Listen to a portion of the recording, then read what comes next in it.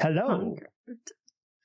Hey. Hi. Yeah, we're just making fun of Troy and his character titles. I mean, it was hard after that, but like, time means okay. conqueror of death. Yeah, damn, bro. I'm not the conqueror of death, but I am some guy who turns into a wolf sometimes. So there's that. I'm just a daughter. I'm just a Occasional daughter. Wolf. Occasional wolf. A daughter and a granddaughter. That's all. That's like, that would be like part-time wolf. Part-time wolf. It kind of is. Weekend wolf. Sounds like a Disney Channel original movie. It does. Just have a really bad Friday night every week. Right? Or a really good one. Or a really good one. Sometimes I can't remember. Those sheep were delicious. And sometimes you end up in your girlfriend's front lawn covered in blood. Hey, that rascal. Back. Everyone, yeah, that's the 80s sitcom. It's just like ruin. You rascal. Just sheep parts Not everywhere. Again.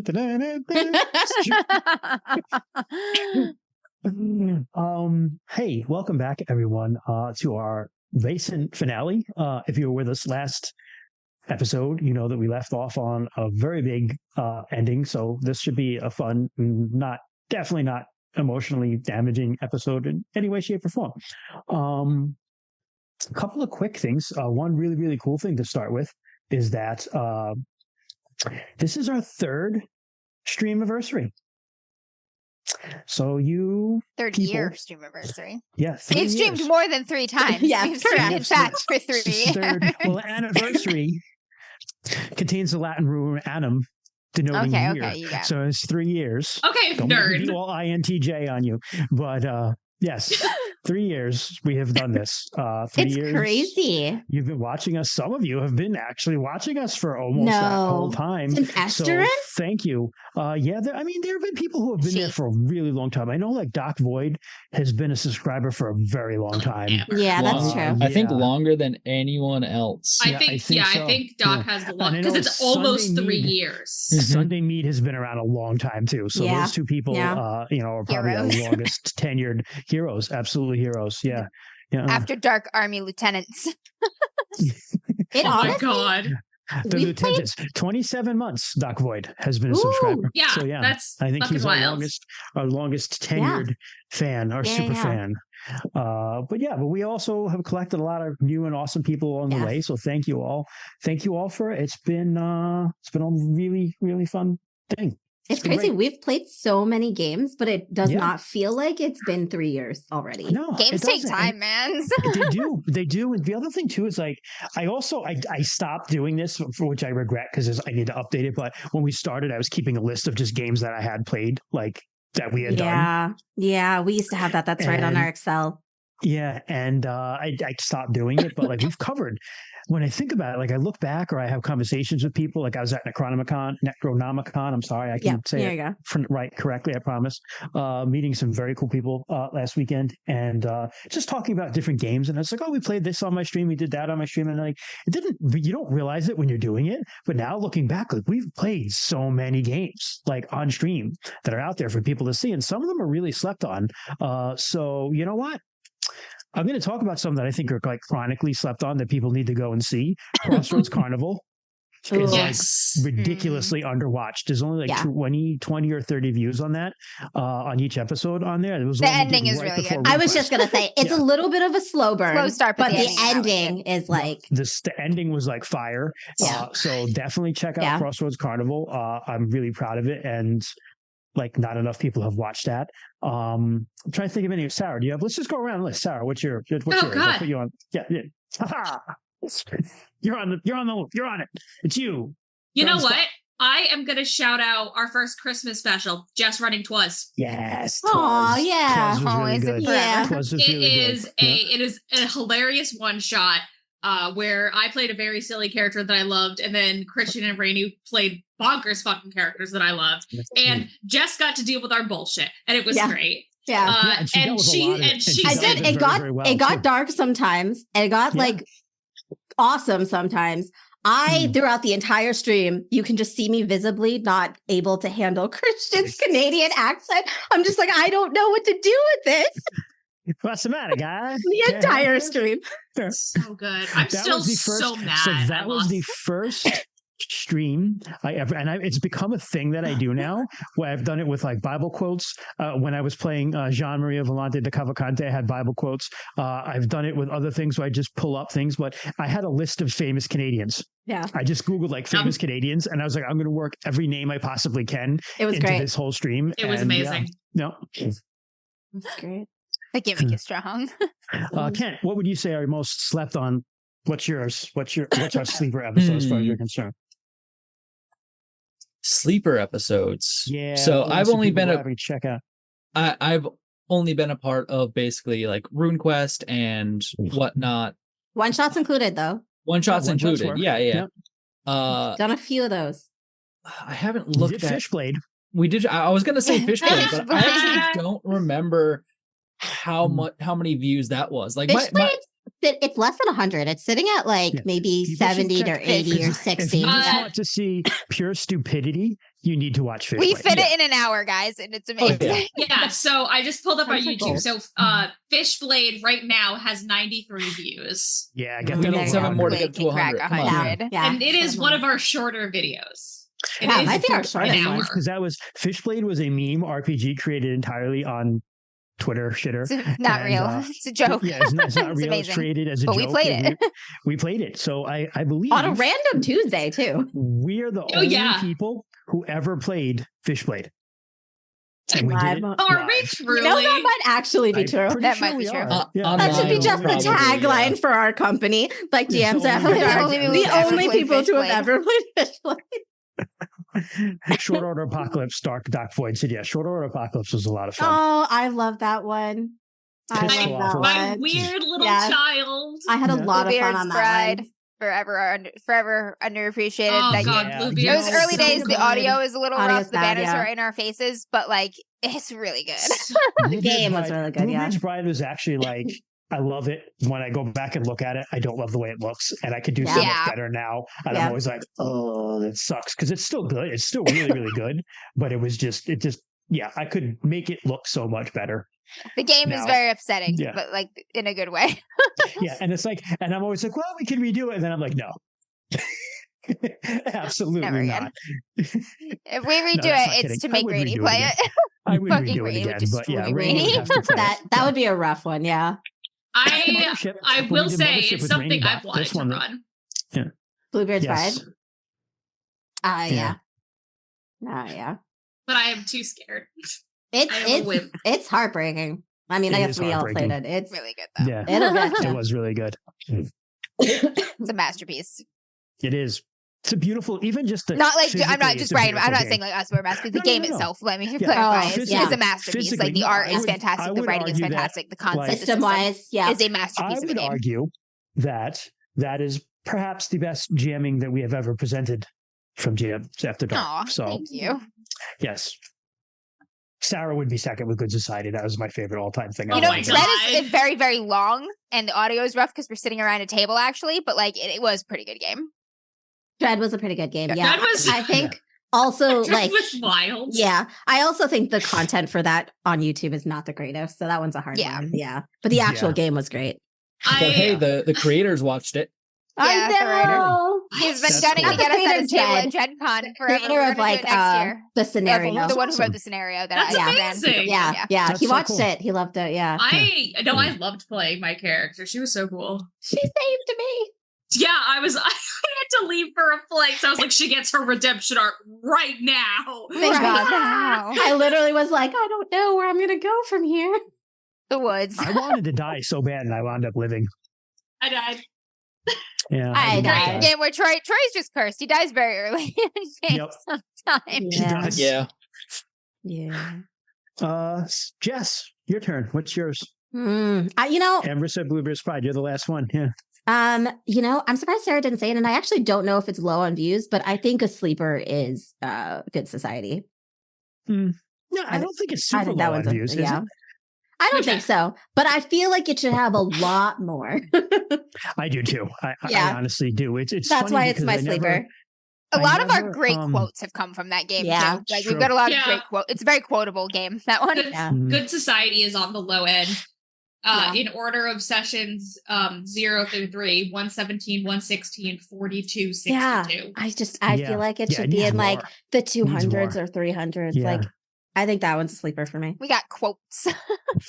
Well, it also, I mean, that was a great example of like us creating something that was so complex that it needed a spreadsheet to keep track of the vet. That was amazing. And yeah. Who's betting on what? Who's making what deal? Who's trying to do what for Sarah? Triple crossing and triple crossing whom? And then the way I made the horse race work was just making you all vote in secret. Yep. And then on one vote, making it go like the correct way. We barely made it to the true ending. And the ending was just amazing too. Oh my God, it was so good. Yeah. So 3 years of that. That's cool. Hopefully we get another great ending tonight. I have a feeling it's going to be really good. I've been thinking a lot of thoughts and feeling a lot of feelings over the last couple of weeks because Rosalie had some big moments. Christian's just been in the middle of. I have a page. It's an unending existential crisis. I literally have a page of just like I had to like sort out my ideas, so I just have a page of them because I had to be like, like it's almost like a Benjamin Franklin's like you put like you do the line down the middle. And like, this is that's pretty much what I have. Yeah, I was literally just going to say in Troy's Esterin home game, we have a character Ellen who has played with us before on our stream, and the apocalypse is coming. And she just has a pro-con list that she just adds things to. And it's like, the world. Yeah. That's amazing. We destroy the world. That's cool. So 3 years. There's only one other thing I want to say, which is Monument Studios Kickstarter is live now. If you check out our YouTube or you happen to follow us on Facebook or Instagram, or even if you're in the RuneQuest group, you would have seen that I did drop our well, now this is going to change because Jess gave me a great idea. But our opening credits for RuneQuest, which will start next stream, but that has Monument Studios music. We're going to be using Monument Studios music in that and some sound effects and stuff as we go deeper. I know Rainey on his podcast is using Monument Studios stuff now. They have a Kickstarter going on right now, which is fully funded. So if you jump on now, it's still open. It means you're definitely getting 5,000 Hollywood quality sound effects and music stuff that you can use for your games, which is really badass and awesome. And they're good folks. They're small folks, just kind of doing something they're really passionate about. I don't mean small folks like little people like you make the world, but I mean like they're just a bunch of people who are passionate about what they're doing. Yeah, they're not a big name studio. Yeah, they're not a big name studio. They're not corporate assholes. They're just regular people doing their thing. Two people. It's two brothers. It's two guys. Yeah. Two brothers. Yep. Doing something some guys, like about. most of us, were just some guys, man. Yeah. Just some guys. If you want to learn more about it, definitely check out the Kickstarter. But Rainey also did an awesome interview with the both of them on his podcast, Rainey Plays Games. So you can also check out that if you want to learn a little bit. And I just posted the link to the Kickstarter in chat. If anyone is interested in, if not donating, at least checking it out. Yeah, check it out. Check them out. Good stuff. Good people. I guess I have to keep talking more because I have to also do the recap as per our ancient recap. pact.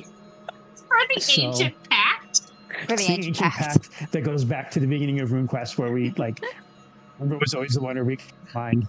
So so I have to do it for her. Forever getting Kalir and what's her face confused. Yeah. Kalir and who'd you get? Starbrow?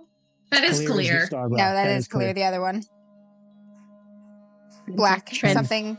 Leica. Kalir and Leica. Forever getting Kalir and Leica confused, which they would love. You guys haven't even met Leica. I know. So it's going to be fun when you do, trust me. So, last episode, where to begin? We did some old-fashioned detective work. Trying to find out who Kitty Danville is, because Kitty Danville is a very wealthy woman living in Hempstead Heath, which is a suburb of London. We weren't even looking up Kitty. We did. No, we did. I did. A little bit. Yeah, Cecilia did. Yeah. As an aside, just to all my Chaosium nerds out there, I did get a copy of the Cthulhu by Gaslight Player's Guide at Necronomicon. Ooh. It comes out early. It comes out in release in September, but they have it for sale at some cons. Holy crap, it's awesome. So it's making me want to do Gaslight again so bad. And I've been blitzing these losers with facts about like for instance, did you know that the Society for the Prevention of Cruelty to Animals predates the Society for Prevention for Children by 65 years? Oh wow! You can't make hamsters and small dogs work in a coal factory. 65 years. So anyway, we did some. Yeah, we were looking up both. London made me think of this. So yeah. We looked up the house in Hempstead Heath. Yes. We found out information about Kitty Danville. Kitty Danville was a Scottish woman of no necessary. We couldn't find anything about her background, which honestly isn't that. She's a mystery woman. Yeah, but it's also not that odd within the time frame that we live in. Oh, that there wouldn't true. be records or things like that. But we did find that she married the investment banker, of, like, finance bro. Mm-hmm. And they bought this house in a very respectful neighborhood, but he fell out the window and broke his neck. No, he fell off the roof. Fell off the roof and broke his neck. He impaled himself on the iron spikes. Yes, no, that's right. He didn't broke his neck. He himself on the iron spikes in front of the house, and after that, she got the house and the money, and she turned it into this kind of like house for artists that she takes in. An artist's retreat. They stay there for a while, and then they move on somewhere, possibly to the next life. Actually, definitely to the next life. To be confirmed. All we did was smell dead flesh. We're pretty sure that they're dead. So while we were doing all that intelligent, thoughtful, kind of, investigation, very methodical investigation, Nora went and hid in the bush behind the house. Yep. And we split the party. Saw a dude pee off a deck. Yep. Saw a dude pee off the deck. Really didn't find much out, but we managed to get together when we were ready to go into the house, and we were just going to bluff our way into the house, basically. Nora triggered some weird magic that made her look like the disappeared dude that she's looking for. Martin. Yes. Martin Beddoes. Martin Beddoes. And you know what? Rosalie's ride or die with Nora? Beddoes. Yeah, Beddoes. You say Bellows every session. I'm like, Beddoes. Beddoes. So Rosalie's a ride or die for Nora. So she just went in with her. Rosalie sang a song that got everybody up and dancing. Yes, it was great. And they just they bluffed their way upstairs. Yes, we did. And then bluffed their way upstairs some more. Yes, we ran did. Into some guy that was like, Martin, what are you doing here? You shouldn't be back. You know how Kitty is. And we were like, fuck it. We're going up to find her. Kitty, for some reason, lives in the attic, which is where the servants usually live. Interesting. When we got there, we smelled the smell of death and dead things. Yeah. But we didn't see anything. Yeah. But Kitty stepped out, was very mad to see Nora. And Martin. She slapped me in the face. But we know that she knew that you were Nora. And she still slapped me in the face. I mean, you kind of deserved it. So he's simping hard for Kitty Danville. What do you do to deserve a slap in the face? So, Kitty apologist. I am a Kitty apologist. So we had a chat with Kitty, a face-to-face. Kitty just mind controlled Nora and said it's time to go downstairs. Tried to do it to Rosalie, but it didn't work on Rosalie. Yeah. Because Rosalie had drank, well, I think Rosalie was strong-willed as it is, but she also drank some powdered staghorn ahead of time because the powdered staghorn did not help Nora, but it helped Rosalie. But so Kitty, perhaps seeing this and being impressed with Rosalie, Riley and a bunch of other dudes started to go upstairs too, and you were all like in the hallway. Everybody, Riley and Cecilia were like trying to get upstairs. Well, Riley was trying to get upstairs. Cecilia was like hooking up with someone. Cecilia was like flirting with the harpist. Yeah. Cecilia got pulled over by a really attractive fan. Yeah. Yes. Cecilia was otherwise occupied. Mild flirtations. Yeah. So Rosalie and Kitty had a hell of a chat on the balcony. And it was a very heartfelt chat, at least on Rosalie's side. Kitty gave some very good non-answers to questions. But she said that she could answer everything you were looking for. She could answer everything that Rosalie was looking for. And then gave her a time to meet her at the train station in place and just whoosh, But before she whooshed, she told all of her fans to just light the place on fire because, hey, it's an artist colony, so there's lots of oily rags and highly flammable paint and stuff that's just kind of hanging around. And so that's kind of where we left it, with a very distraught Rosalie being comforted by Cecilia, because Cecilia was invited too to the train station. I'm sorry. She watched she sneakily watched some of that. And Kyle driving fucking Martin/Nora, who is trying to light the place on fire, only to realize that everybody else is trying to light the place on fire as well. But maybe you woke me up, Riley. That's what I think we did say that whatever it was wore off audio. You did. When you got tackled, it took it out of you. You were like, oh. Yes. I am awake. So I just wasn't sure if it was because of Riley. That's where we left off, with a cliffhanger. Yeah, all right. That's what I've been living with for 2 weeks. We are downstairs on the first floor of the Newford house, where Riley has just tackled Nora to the ground, near the fireplace, but, to the side of it, so she could not light the little candelabra thing of small dick candles. Nora, you're on the ground.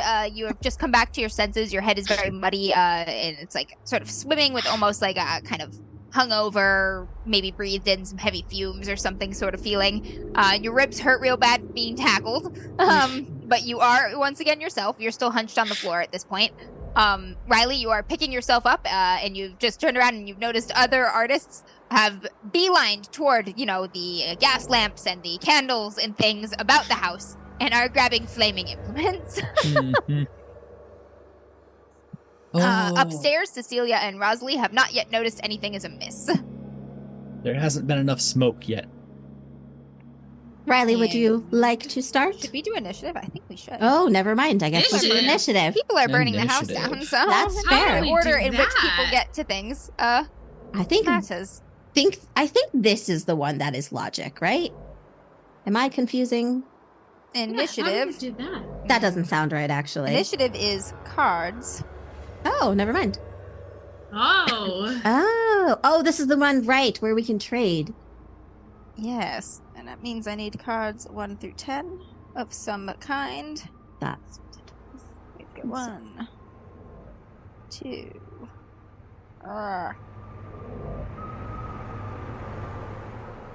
Yay, I have a 1 through 10 right on top from the last time we used it.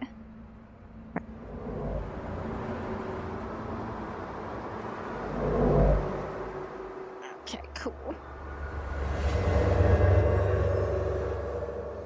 My horror terror deck here, perfect for initiative cards.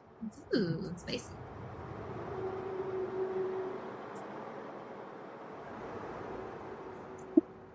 I love how RPGs and tarot decks are now just kind of.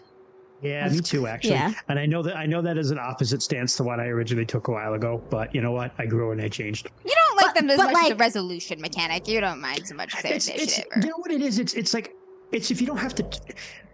Using it as initiative isn't as bad because you're not I don't feel like you're shuffling it constantly. It's the same thing with when I talk about dice pools. This is a dice pool game, but it's not an objectionable one. Shadowrun is a bad one because I have to, you'd have to roll a dice pool to attack. They get to roll a dice pool to dodge. Then I have to roll a dice pool to see what my damage is. Then they have to roll a dice pool to see if they don't get affected by my damage. Then there's another dice pool that we roll. It just goes on and on and on. And it's, that's the sort of thing. If it's you roll to attack, you roll to dodge and the story, all right, that's acceptable. You're not rolling billions and billions of dice to do one thing.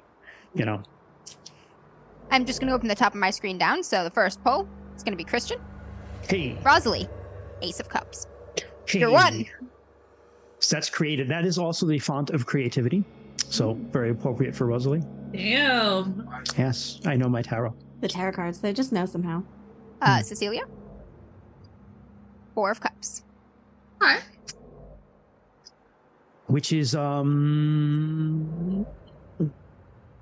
I'm trying to think of a picture of it. I can't. 10 of Cups, my dude. You're a little shocked right now. Yep. That's fair. He literally just turned around and 3 people are trying to light the house on fire. Represents family and happiness. Nora. 9 of Cups. Yeah, also sort of makes sense. You've just been tackled. Okay, so 4 of Cups. And everybody else. Wow, 4 of Cups. Contemplation, feeling disconnected, melancholy, discontent. Damn. 9 of Cups. Contentment, satisfaction, gratitude, and a wish come true. And a wish come true. We'll see. We'll see. Highly possible. Cecilia's bummed. She just lost a girl. Like, she's bummed. She's dealing with Rosalie now. Would lose another girl. Rosalie, you're first. Shit. Rosalie is very, she's literally like in Cecilia's arms because that's pretty much where we left this. And just like... I will say that you have heard the Nora be tackled downstairs. And takedown is kind of loud, and it's only at the bottom of the stairs that you're at the top of. So. Do I hear like general commotion downstairs? You hear the thud, and the clatter of some bottles or something get knocked over, and kind of like a clamor, not like oh my god, like everybody's shocked, but like something's happening. I just look at Cecilia, and again she's very shook, but she gets a little bit of a her senses come back to her a little bit, and she says to Cecilia, the attic was her room. I fear we have to see what she has in there. All right. And I'm going to get up and go to try to get in the attic. All right. You are at the... you took it from me. I mean, sorry. You can go too. You're welcome to come. Everyone can run to the top of the house that is on fire. Yes. Don't worry. You can all go. It's not on fire yet. They go on 8. All right. We will say you can move from... There's like 4 stages of move. There's like touch to close to near or whatever. Near to close, whatever it is. Yep. So... I mean, yeah, he should. Zones, he right? should be. Yeah, so he should be able. Yeah, if you want to use both your actions, you can get all the way into the attic. I'm just going up because I figured that'd be like second floor attic would be like 2 zones, right? So yeah, I'm gonna go up there and throw wide the door and see what I see. Yeah, you throw wide the attic door, and you are hit with a powerful stench of death. It is overwhelming. It is just rotting flesh, putrefaction, that spoiled lipid smell, copper tang of blood, rank, nasty fucking meat. It's definitely coming from this room. The room itself has a large 4-poster bed in it. There's like different dresses and gowns and stuff just sort of piled haphazardly on it. The sheets are kind of a mess. There are various paintings and instruments kind of scattered about, tucked into corners, piled on top of the vanity in all sorts of places. No shoes are strewn about. There's a suspicious lack of shoes. Okay. There's jewelry, like a jewelry box just kind of hanging open, and different pieces and stuff are kind of like tangled together. It's very disorganized. It's a fancy lady's room who has many fancy lady things, but does not have a maid that picks up after her. Or anything too, like, all right, so I mean the smell of meat is the most, like, the dead smell. Like, are there any rotting bodies around in this place? There are some flies and things buzzing around. You don't see any rotting bodies in the main room. There is a closet door. That is the only other door in this room, and there are also no windows. Yeah, really? All right. I mean, if I can do the closet this round, I'm going to do it. If you want to make me wait till someone else comes, that's fine. Let me think here. Cecilia is next anyway. Cecilia, are you going up with her? Yeah. We'll let you two arrive for this round and scene together, and you can open the closet door, Rosalie. Cool. I'll look at Cecilia and just open the closet. There are bodies in the closet, like a lot of them. They're sort of stacked like cordwood almost, just piled on top of each other. A mound of, just from the glance of it, you haven't dug through the pile, but young men in various states of decay. Some of the ones more toward the bottom are quite wet and like putrid. The ones on the first 2 on the top are still, they're, bloated and mottled, and flies and stuff are buzzing in them, but they are still quite meaty and whole. And they're just like carelessly stacked in the pile stuffed in the closet. There's a mountain of bodies like downstairs in the coal. That's where probably about high as your chest. This is the mistake she's making. All right. I'm just like mistakes. They are also in various states of having been, it looks like, eaten. Some of them, like the meat is like completely stripped off of one arm. Most of them have wounds to their necks. Some of them are like wearing fully dressed. Some of them have had articles of clothing, pants or shirts torn away, and meat has been clearly like chewed or picked off of them. Do I recognize my friend the beard painter amongst the pile? James, right? Not from just looking at it from standing there. You don't see him near the top, basically. And like, I don't know if Cecilia wants to look or not, but I'm just kind of like back up and look away. No, she was next to you when you opened it. Cecilia saw everything. Let's make a fear test.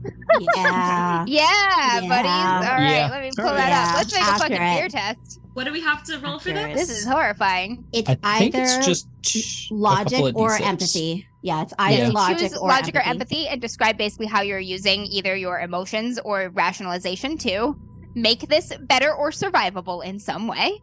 And then you roll that stat and you need a number of successes equal to the fear rating, I think. Is that how it works? Yep. Yeah. Kent knows the fear rolls better than me because he always fails. Because I always fail them.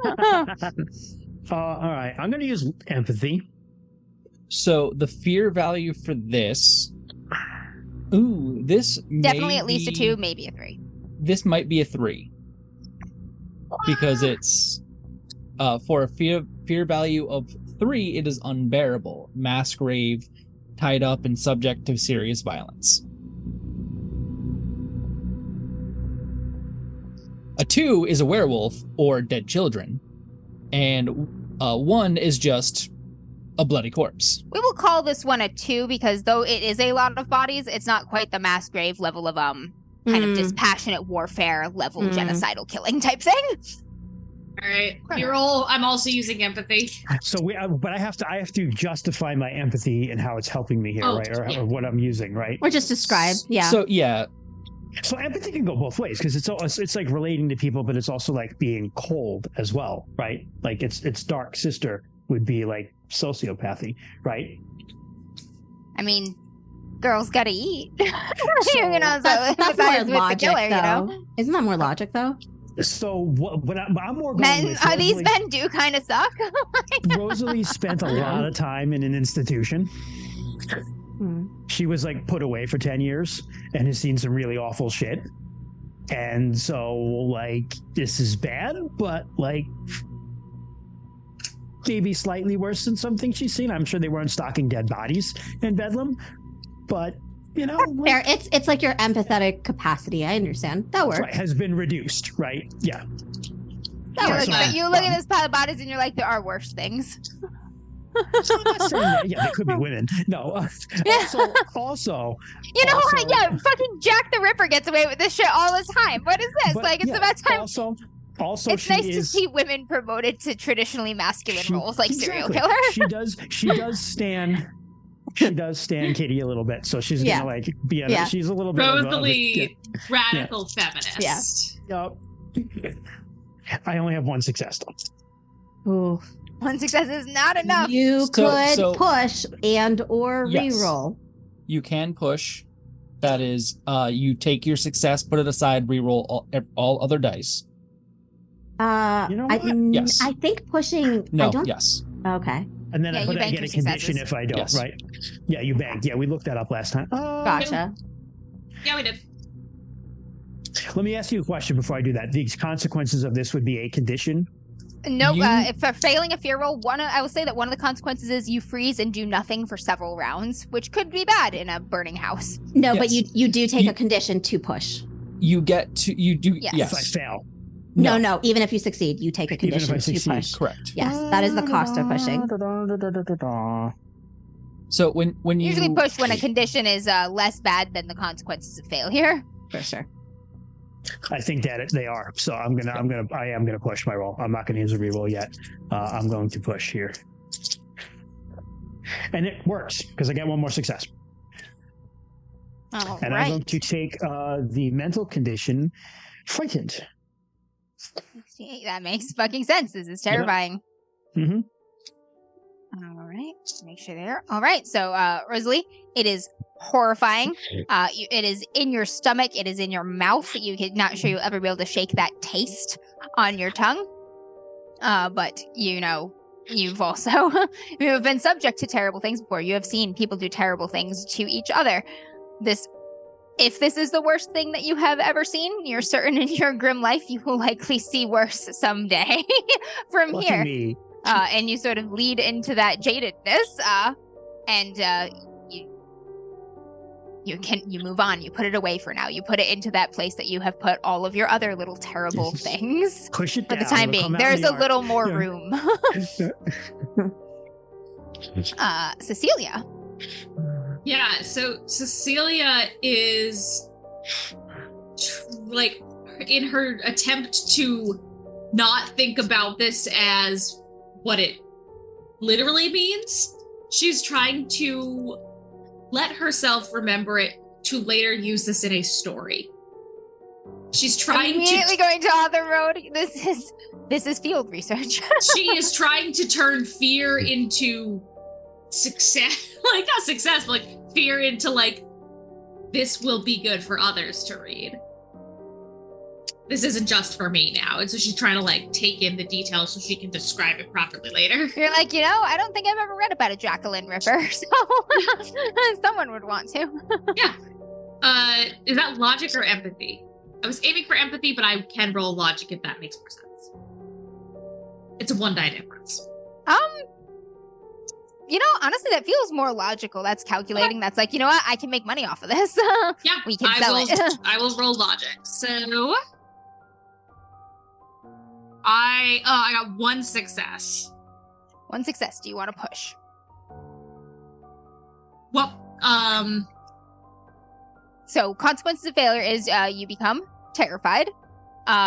You roll a 6-sided dice to see how many rounds it takes to regain control of yourself, and then you choose between flee, freeze, faint, or attack, and you will do that for that number of rounds.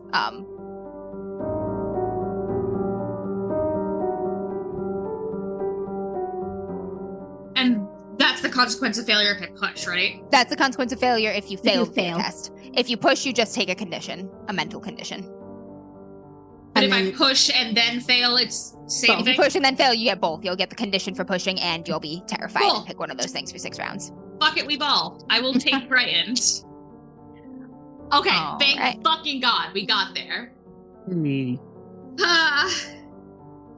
We probably Much just like grab and each yet other different than and just, Rosalie, like, you yeah. look at this and you remember. You sort of use it to lean in your motivation. You're like, what does this smell like? How will I describe this in words? And you sort of start making mental notes about describing the smell, the writhing of the maggots, the sound, because there is sound inside of that closet, and it is a singular sound of activity. It's warm in the maggots. closet. It's warmer than it is outside of the closet. And then you make all of these little notes about how to really paint this viscerally forever. Yep. But you are in control of yourself. All right, that was Cecilia. It is all my buds downstairs. So Riley has just finished tackling and getting up, and he turns around and like 3 other artists have grabbed things and have started to light them on fire. One of them's got like a rolled up piece of canvas. He goes over and lights it off of one of the gas lamps in the hallway, and then he just fucking like chucks it at a pile of rags. Another one Shit. heads into the kitchen with like a purpose. And the third one in this room, let's see here. Third one in this room heads to the main fireplace and grabs one of the burning logs out of the fire with his bare hands. The flames immediately start to sizzle and redden his hands, but he takes the log as his hand burns, blisters, and brings the flames right under one of the drapes, lighting the curtains. A couple of the other artists in the room are like, what are you doing? Like, no, like, stop. One of them grabs like a pillow and goes over and starts to like beat the drapes. Like, what the fuck are you doing, man? But they've got sort of a nobody home looks on their faces right now. And a clamor is beginning to rise. It is not full-blown panic in here yet, but should those flames catch and grow faster, it will rapidly become so. Right now, a lot of folks are confused. Mm-hmm. That is 8 of cups.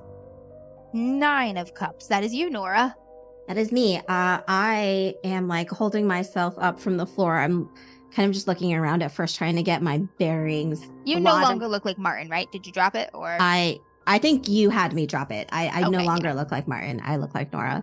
But I am looking around at all of the people moving and things like that. But once I've kind of once my mind is kind of settled on where I am and what has happened, I am dashing for the stairs, getting up and running for the stairs. All right, Nora, you. We will say you can make it sort of like into the stairway to the attic, but not quite all the way up because you had to pick yourself up. Yeah, right. She goes running upstairs too. Riley, all of your friends are moving higher into the building. Riley, it is your turn. We trust you to handle this. Well, shit. I forgot for fear tests, you get an additional die for other. Oh yeah, for other that's true, for friendlies being, in your vicinity. Yeah, for each both person. Sorry. Yeah. I forgot about that one. Yeah, it's only a plus. Stand terrifying things with a bud next to you. Yeah, I think it's a +1 per person up to 3. Yes, correct. Good memory, Ken. Ken's been through it a lot, obviously. Yeah, he really has. He failed even after pushing. He took special traits, continued to fail. Wow. Yeah, he was motivated to get traits to give him bonuses on fear tests. So that is, I had a D&D character who literally his title became Torath the Scared because he continually failed. He continually always failed the whole person saving throws and would just freeze up, and all his friends would be like, "Oh, you were too afraid to fight," because he was a fighter. And that was what he was famous for. Yeah, that was Ken. Brave Sir Robin. My in our home basing game, he is brave Sir Robin, My character was the officer, and the first time he froze right before a big fight, and the second time he tried killing Jess's character. That's hysterical. Yep. Yeah, got possessed. But shit, several people. So Nora just dashes up the stairs. Several people. At least 3 people in the parlor right now are lighting shit on fire. One of them is holding a burning log, or 2 people in the parlor lighting shit on fire. One person with that very vacant, possessed look on their face went into the kitchen and is now unsupervised in there.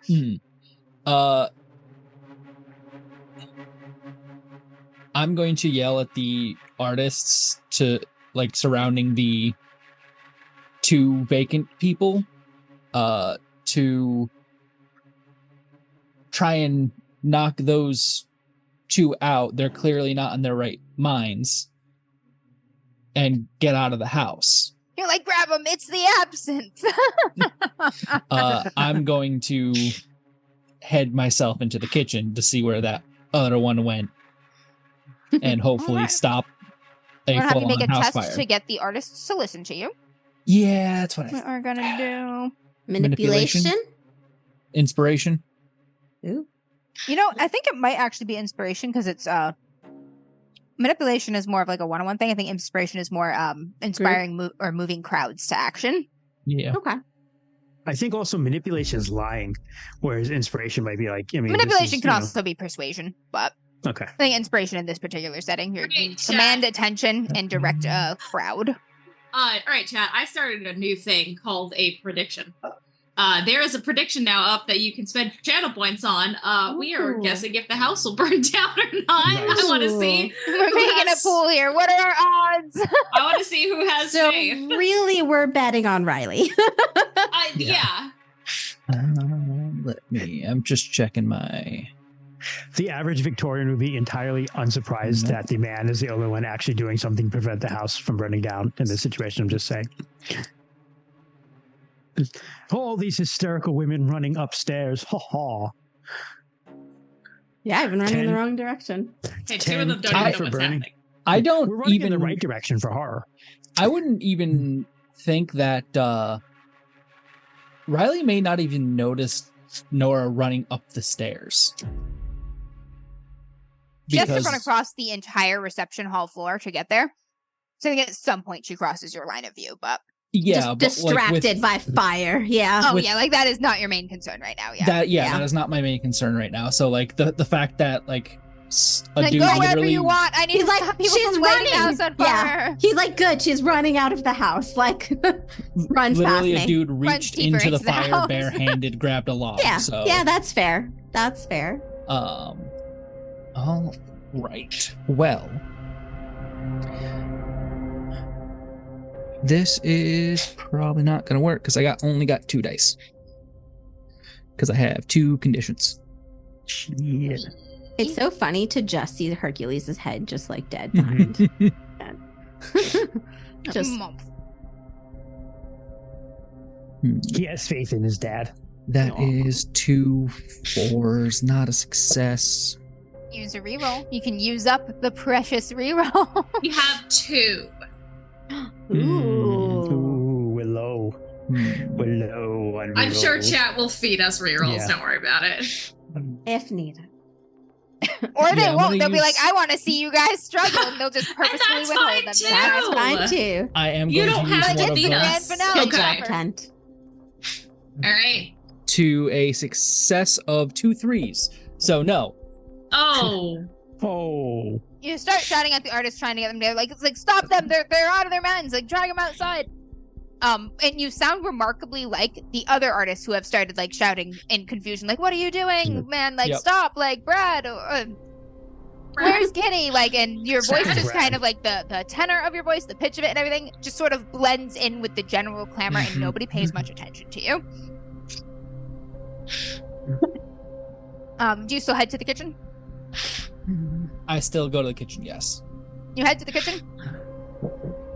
The person in there has shut all of the windows and turned all of the burners on the stove on, and also opened the stove as well. Yes, I was You just walk gonna into the ask. smell of yeah. gas.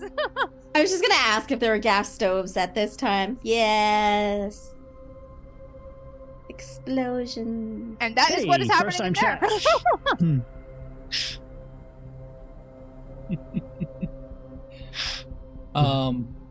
So I smell gas. Do I see someone? Do I see the artist like at the stove or whatever? When you come in, they're like opening the stove. The burners are on and running, and they've just like opened the main oven. Yep.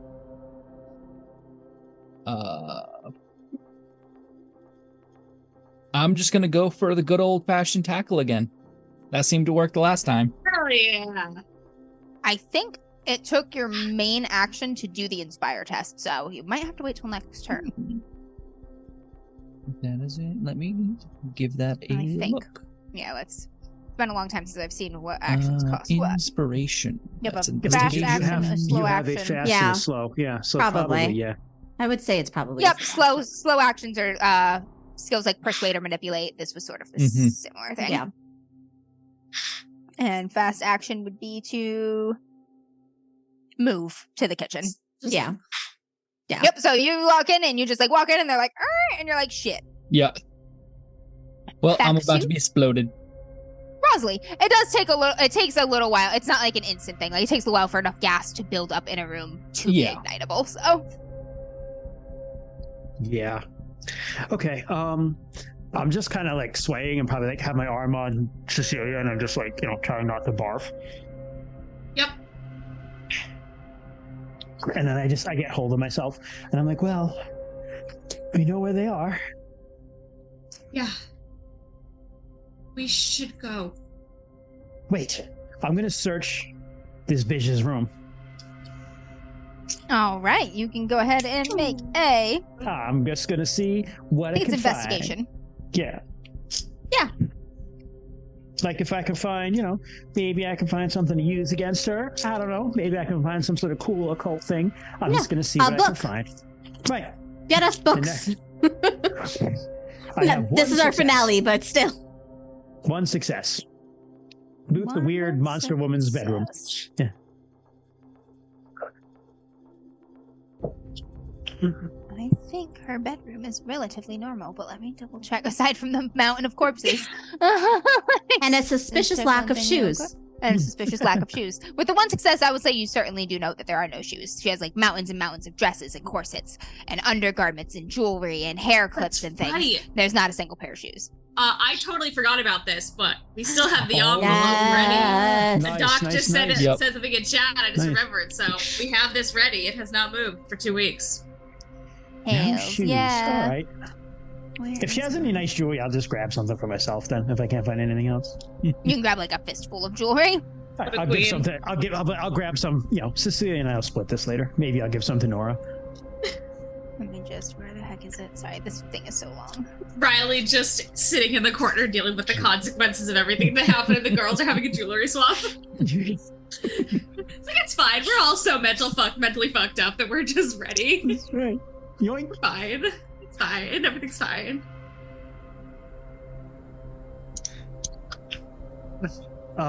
If that's my long action, then I would.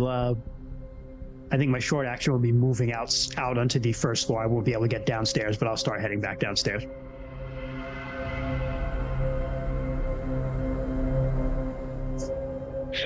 Yep, yeah, nothing else of note in your quick ransacking the thing. There's lots of bits of art and instruments and things, as I said before, fancy lady things. Nothing seems unusual or like occult or catches your eye like that. Grab a fistful of jewelry out of the box, so no problem. I kind of grab it, look at Cecilia, and be like, what? It's just going to go to waste. I'm not judging. We should probably find the others and see what they are. It sounds like there's some... they should be here by now, right? I heard something. You hear steps coming up the stairs. Oh, let's get out of here, because we don't want to be caught in her room. Right. Okay. We'll get out of there and start heading back. Cecilia and Rosalie head back into the little hallway staircase to the attic where they cross you, Martin, coming up the stairs. Not Martin, Nora. Yes. And it will be your turn in just a moment, Nora. Downstairs, the artists who are lighting things on fire. Stuff starts to escalate in the parlor. People are wrestling each other and knocking things over and shouting.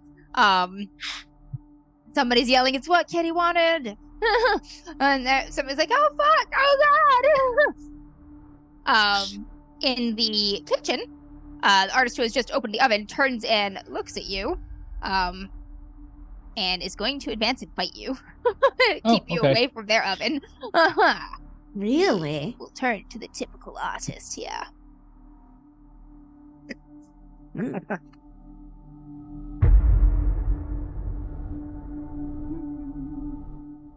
It's Ralph.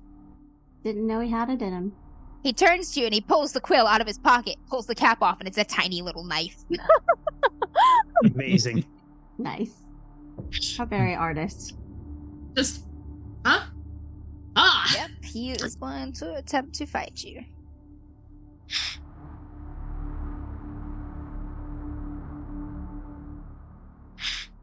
It's not the greatest. Oh, he did get one success, though. He comes at you with that little penknife, Riley. Boom. So you can use an action to defend. And however, you lose your action for your turn. If you defend... Nope. Dodging is a reaction, so it's a fast action. You'll still get your slow action. It just means you can't also move and take a slow action if you use your fast action to defend.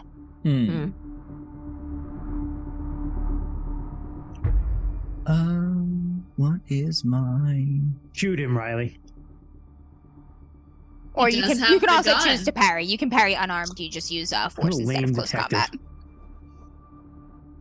Yeah, I'm gonna do that. So I have 3 for physique, 1 for force, but I have a physical condition, so I have 3 dice. And that is, I got 1 success.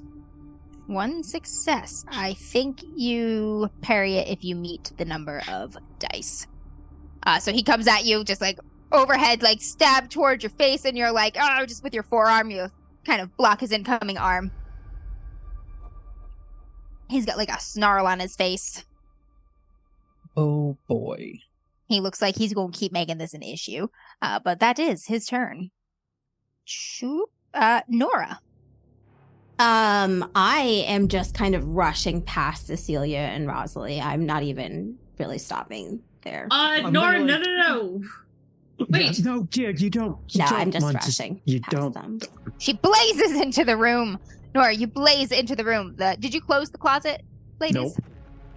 The room smells fucking horrible. That rancid stench of death, much as what you feared would be behind that door.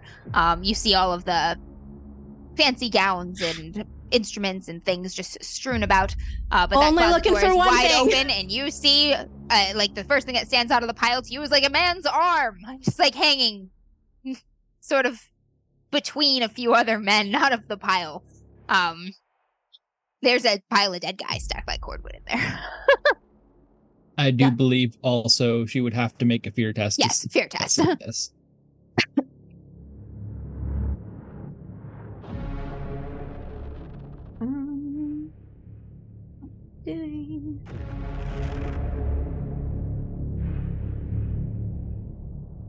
I will also do empathy, just similar to Rosalie. I don't think I've seen quite as many horrible things as she has, but You sawed a guy in half. I mean, yeah, I have some gore in me. Like one. Some gore. I have some gore in me. Technically, we all have some gore in us. I am going to push. So I'll take hopeless. I already have frightened. Yeah, you're like, wow, he's definitely in there, and it just crushes you. I've only got one success. One success is not enough, so you will roll a d6, my dear. Or actually, I rolled the d6. Oh, okay. I'm the DM. I rolled the d6. For 4 rounds, my dear, you are stuck in the throes of fear. You do get to choose the way that the fear manifests within you. You can flee, in which case you must use all of your actions to flee from the thing that frightens you. There is no time to pick things up, talk, or help someone else. You choose the nearest and fastest way out.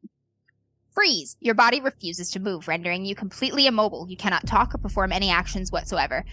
If you are in a dark or concealed position, it takes a successful vigilance test to spot you, but you are not.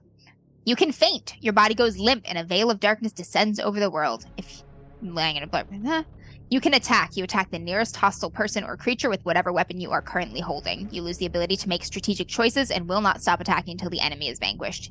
You cannot perform any fast actions. If there are no enemies nearby, you explode in a fit of rage and start breaking things around you. I am for sure going to freeze. I just stop in front of the closet and I am just staring. There's a pile of dead young men, and so many of them look so much like Martin. Gil. Oh. Yeah. Any number of the young men in your life that you've met in the arts and theaters and performing scenes. And as you stare, you see just the back of a head of kind of red curls somewhere in the middle of the pile. And you just stare at that.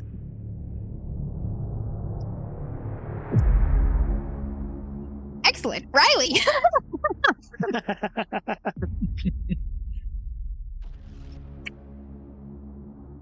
Well, I think I'm going to commence with the fighting. Headbutt! I do have probably not enough time to take this out. I do have some brass knuckles. But not hard to slip on. No. You just stick your hand in your pocket and then you just take your hand back out of your pocket. True. Yeah, but when someone's trying to stab you, that's a little hard. Yeah, when they're trying to use the the pen knife of death. The pen knife. The pen is mightier than the sword. Sometimes the pen is the sword. Come on now, he's an artist. Yeah. This guy definitely got stuffed in his locker at Eaton, Riley. You're Irish. You got this, man. You got this, Riley. You're Irish. You got this. Kid is fresh out of the locker. Kick his ass. All right. I'm going to... For your homeland. As I say, I think most of us are artists here. In some sense. Writers. Yeah, Riley is too. Yeah, he's... Yeah. Yeah. Oh, I meant us as real people. As people, yeah. Yeah, no, yeah, I was like surrounded absolutely. by writers right here. Yeah, absolutely. Yeah. Yep. So that I've done my time in lockers. One I success. think Amber and I purposely tried to fit ourselves in lockers. One success. All Just right. to see if we would fit. He is going to try to parry.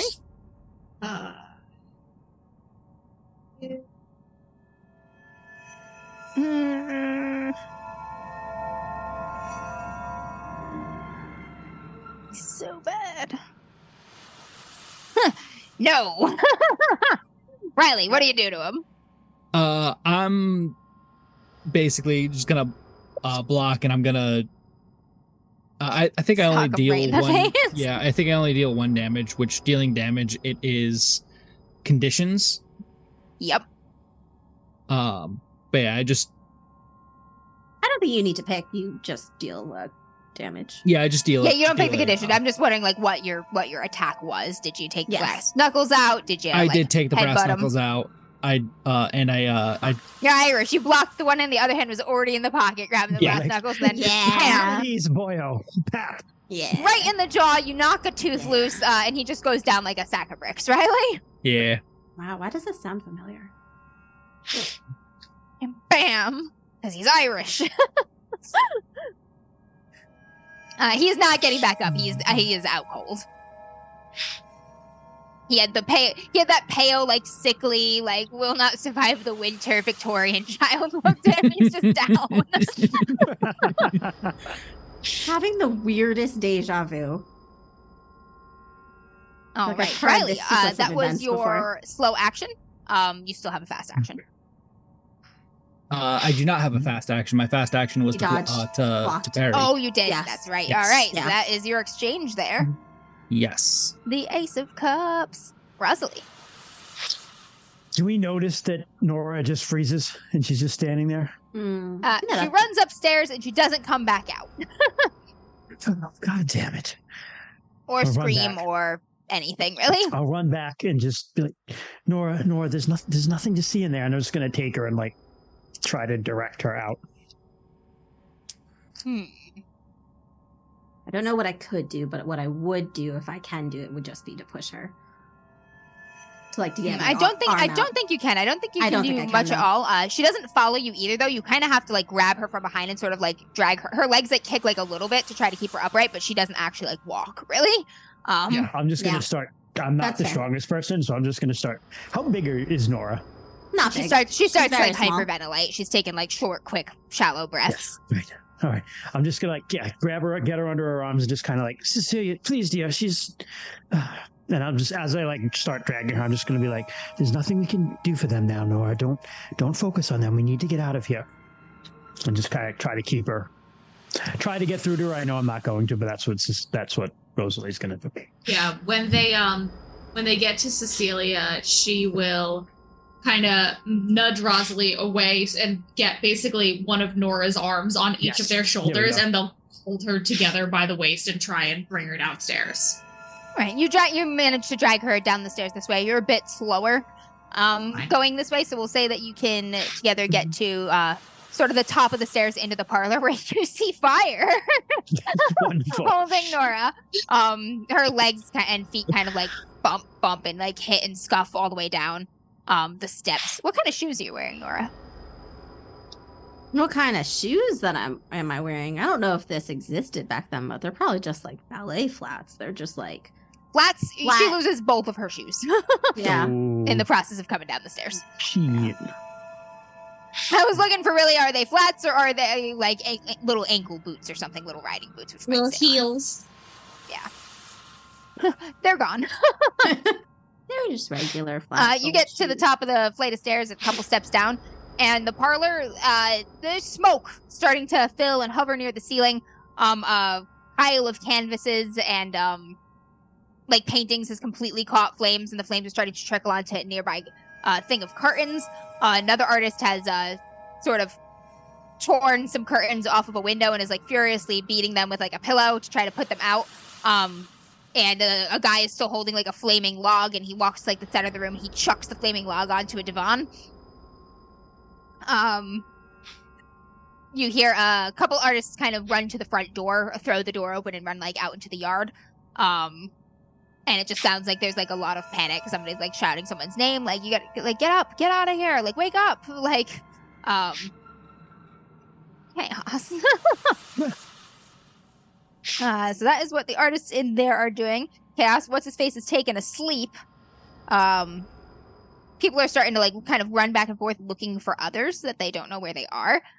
So not everybody is fleeing the building. A couple artists have, but some artists are like going up, like running past you upstairs, like shouting for another like name and things. And the parlor is very smoky for sure. Starting to trickle like up the stairs and whatnot. 9 of Cups is Nora is paralyzed. Riley. Me. Well, I think I'm gonna... Is there a back door to the kitchen, like to that leads outside? Let me take a peek-see.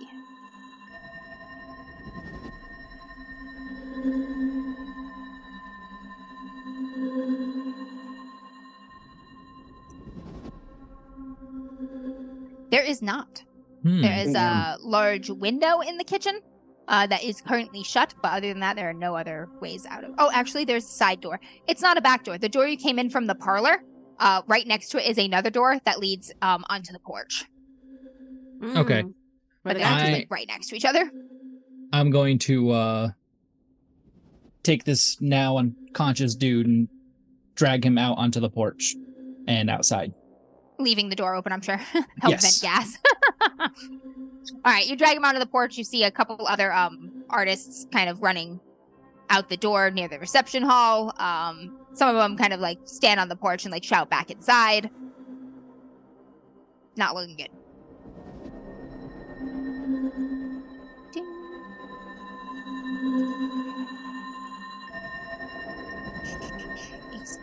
Rosalie. So I'm picturing like this staircase that goes right down into like the parlor and a big front door. But this place is like, would we be able to maneuver and get out, or do we have to find another way out? Is it too smoky and fiery to get through here, to get outside? It is not yet too smoky and fiery to get through here to get outside, but it will be probably in the next round or two. So if you go now, you can go. I'll just look at Cecilia and be like, we have to get out of here.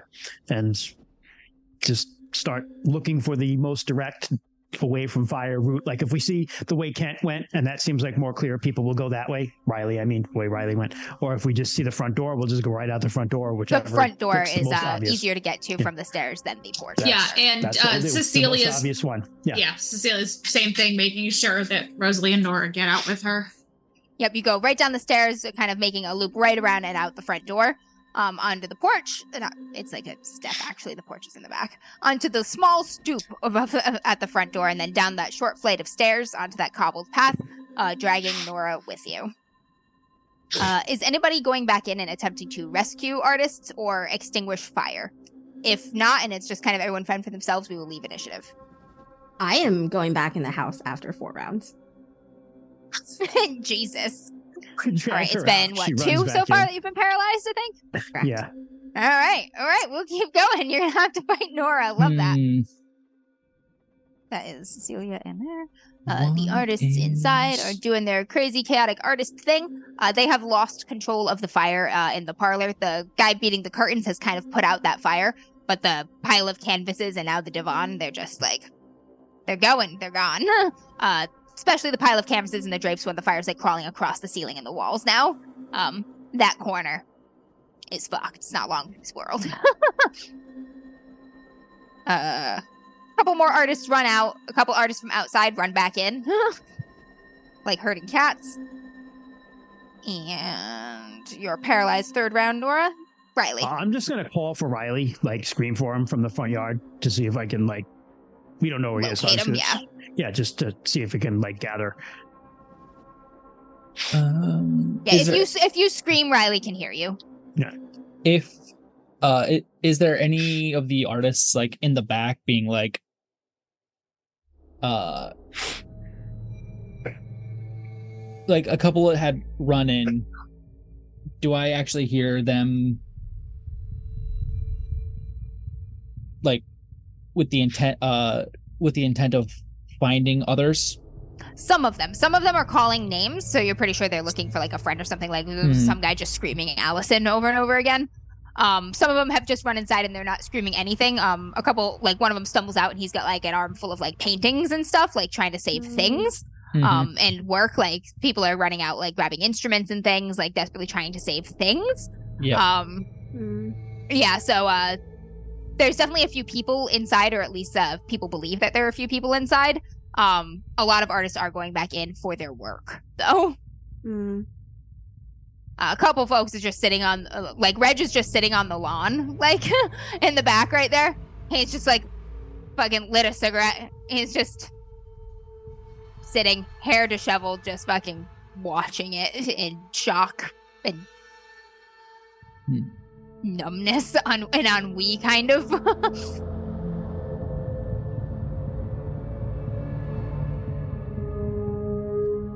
Now I have to think about like what kind of person Riley is. Is he the type to actually literally run into a burning fire to try to help people? I was gonna say, it depends on maybe the state of the fire too. Like Riley is fairly smart too to gauge the situation. The gas in the kitchen is still running.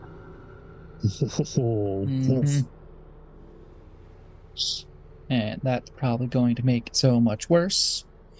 And now I gotta rethink about his... You still also have a son to look for. The gas to the building is still running. Yeah.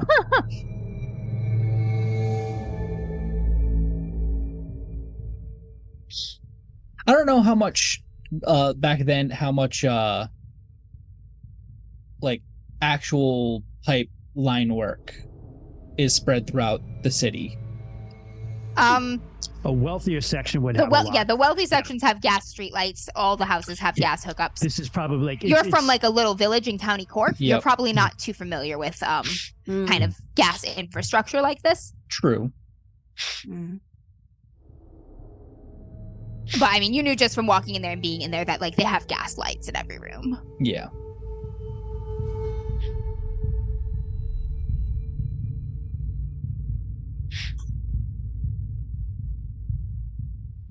Yeah, Riley's just going to pull the unconscious guy more off the porch. And I think he's going to sit in the back, probably with Reg. Just drag him away, like, towards some bushes, and then you just fucking sit down. Wait, no, fuck. He doesn't know that they left the front. But you can hear it, Rosalie. You heard Rosalie scream her name. Yep. I don't know that you make a test to see if it sounds, because it's across the building. Make a test to see if it sounds like she's outside or from inside the building. Let's see. That's probably a vigilance. Yep. So that is my main stat, at least.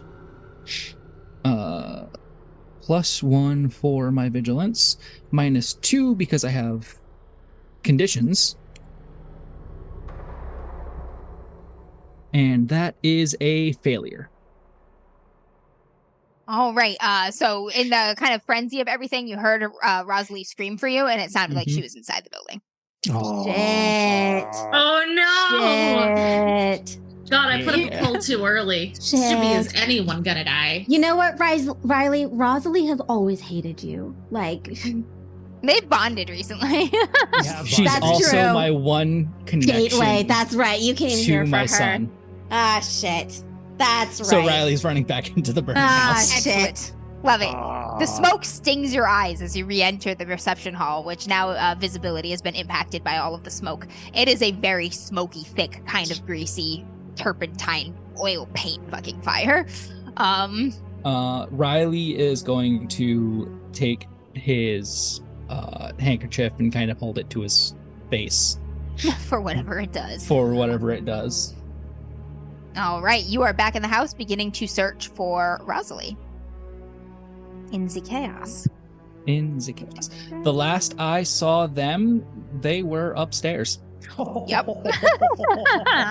Rosalie, it's your turn.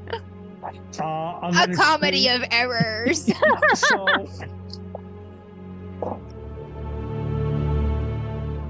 I mean, you're just yelling Riley, like. So I'm screaming for Riley. Yeah. And he's not coming. You so also don't know where he is. I also don't know where he is. Correct. I haven't heard from him because he didn't scream back. So I'm going to make the conclusion that he's still in there and he passed out somehow. And I'm just going to look at Cecilia and be like, stupid Irishman, if he goes and gets himself killed, just watch her. And I'm going to run in the house. And Cecilia will grab Nora. You run into the parlor and it is thick, oily fucking turpentine smoke that immediately seizes your senses and stings your eyes. Rosalie, make a vigilance test. Vigilance. So I have 3 dice because I have a penalty for being frightened. So. You know what? Oh, I increased the difficulty. Never mind. Continue. You increased the difficulty? Yeah, instead of giving penalties. I was like, this game, do I give you penalties? No, I just increased the difficulty. For bad circumstances. Correct. And I guess I'm just keep my failure. I'm not leaving one of my rerolls. Thanks for that, Amber. Metagame. Yeah, so, I fail. You run in, immediately start coughing. Trying to scream over my coughing or through it for Riley. All right. If you are calling for Riley, Riley can hear you. Maybe not see you, though. You are both in the parlor right now. Cecilia, what do you do? Rosalie's just run back into the burning building. Cecilia is going to try and get herself and Nora just across the street, just away from the fire, but where Riley and Rosalie could still very well see them easily when they get outside. Just directly across onto the sidewalk. Yep, trying to get herself and Nora just as far away, but close enough for their friends to see them. Yep. At this point, you notice that neighbors have noticed that this is happening. There's smoke billowing from the front door now. And you hear some distant shouts of call the fire brigade, call the fire brigade, call the police. And there's some people running out of the nearby fancier houses in their fancier shoes, at we'll say a jog, a brisk jog. They're not really running. They sent their servants to help. Yeah, they're helping, but not as fast as they possibly could. A hasty jaunt, if you will. A trot. They go trotting for the fire brigade. They're like, would it be so bad if that house burned to the ground? They're like, go and get help, but not too quickly now. At a pace that is reasonable enough to save us shame in church. But no more. No more. It's a shame what happened to all those artists. We tried to help. Okay, that was Nora. This is everybody else is doing their thing and stuff. Nora, I think this is your last round to paralyze. Correct. This is my round 4. This is gonna just turn into Riley. It is your turn. You do hear Rosalie calling for you and choking somewhere in the smoke in the room. All right. I am going to.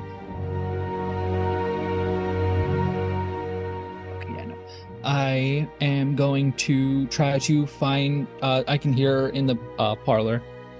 I'm going to try to find Rosalie through the smoke and whatnot. So I'm probably going to have to make a test. Probably another vigilance. Yep. Vigilance, indeed. Mm-hmm. Yep.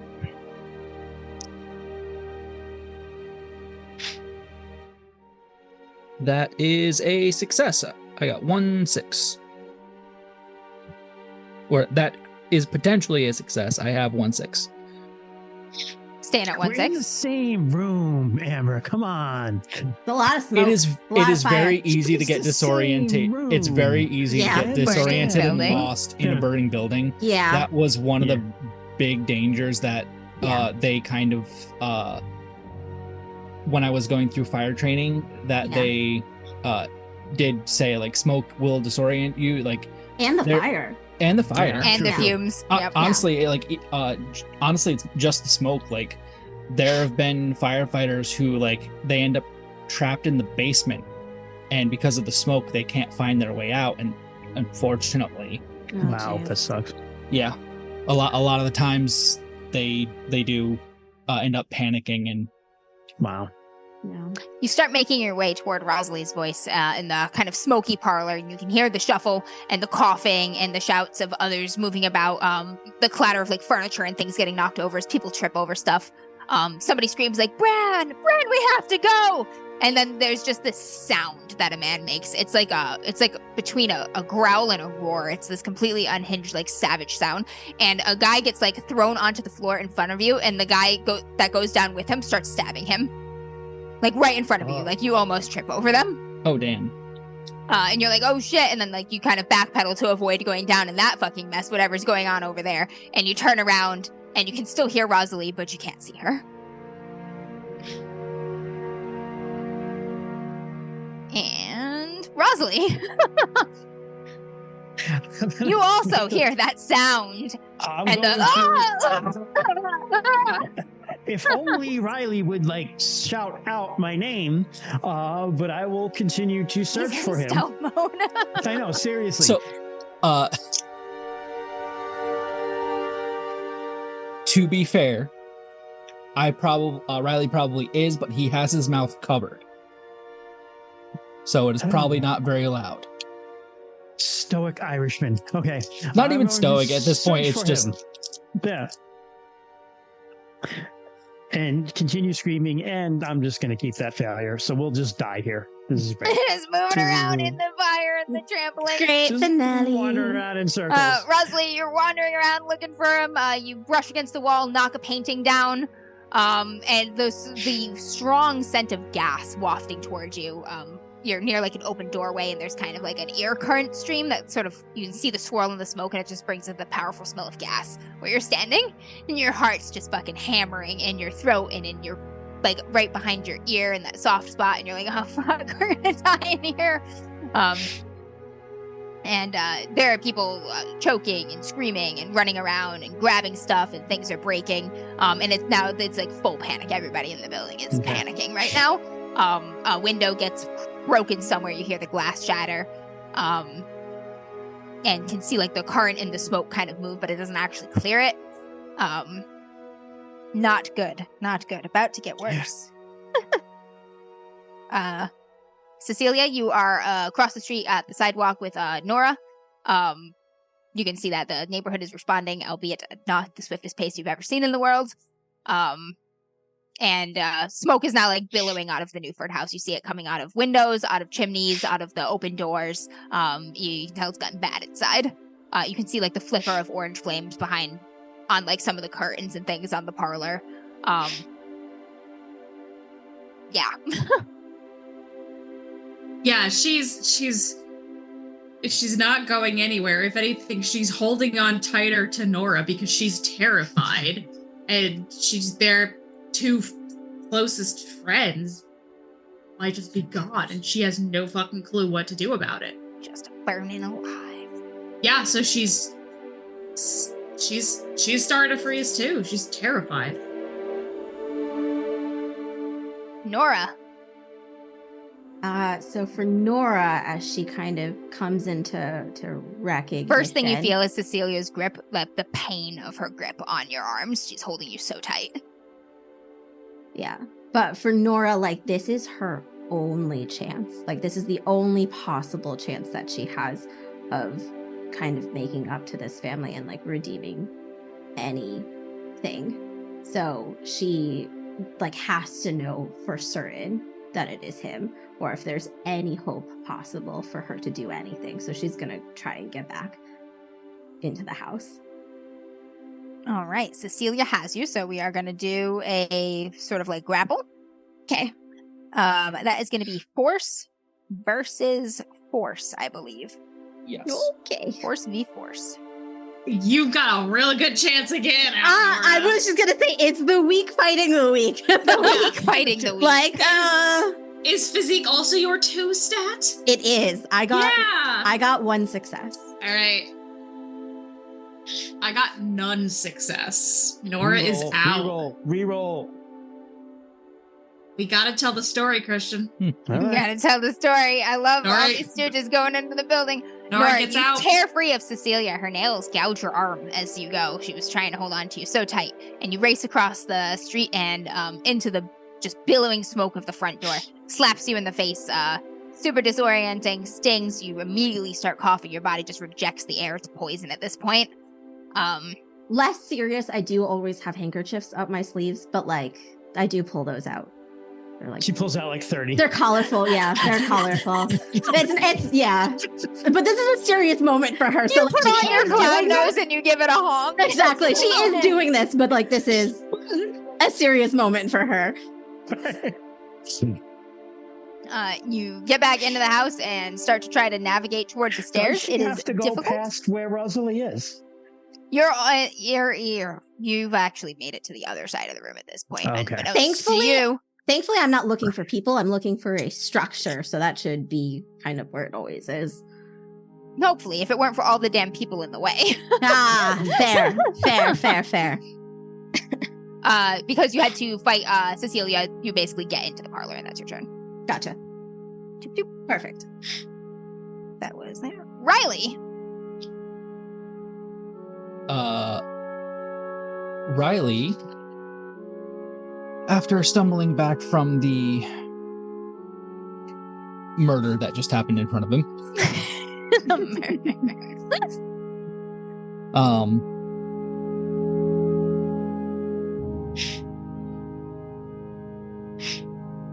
I assume Rosalie has been at least trying to yell for him. Yes, you are aware that you are both in the same general vicinity. Yep. You can hear each other calling. It's not super clear the direction it's coming from. You're very disoriented, but you know you're both in this reception area. Okay. Now I just need to...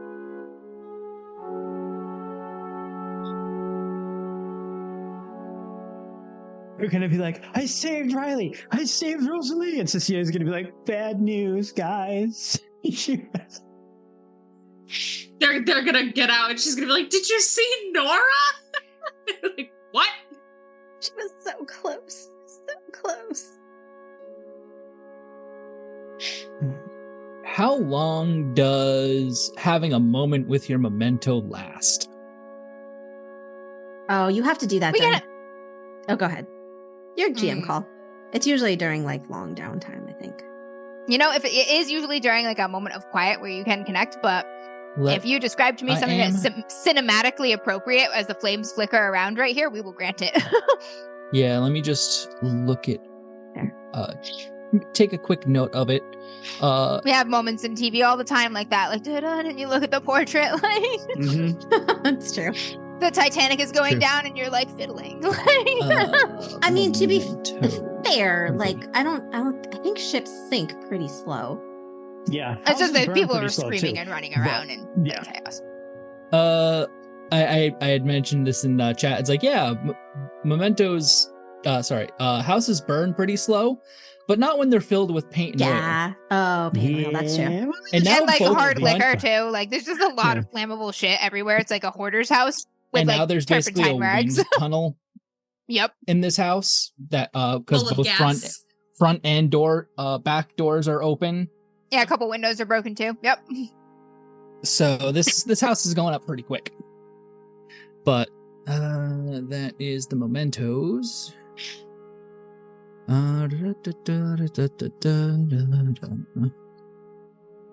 Description, conditions.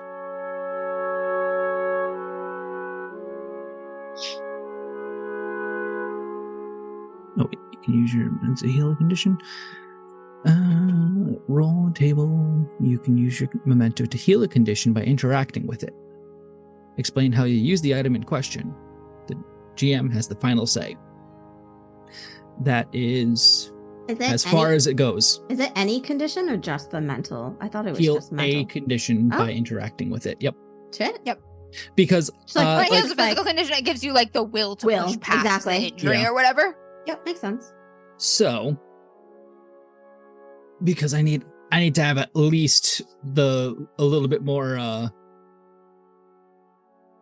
Like, I need more dice.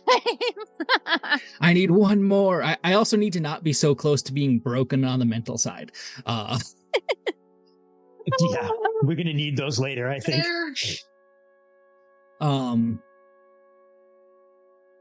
So Riley is going to pull out his pocket watch with the photo of his family in it, specifically looking towards his young son in the photo, and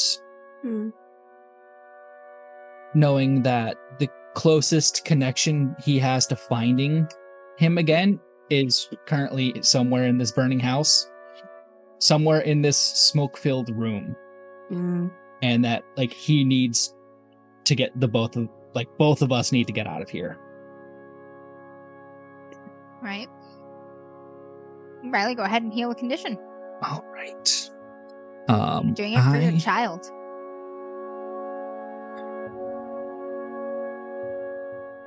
I'm going to get rid of I had the angry and the frightened condition. I'm going to get rid of the angry condition because being in a burning house is still frightening. But, so I'm going to call out to Rosalie to hopefully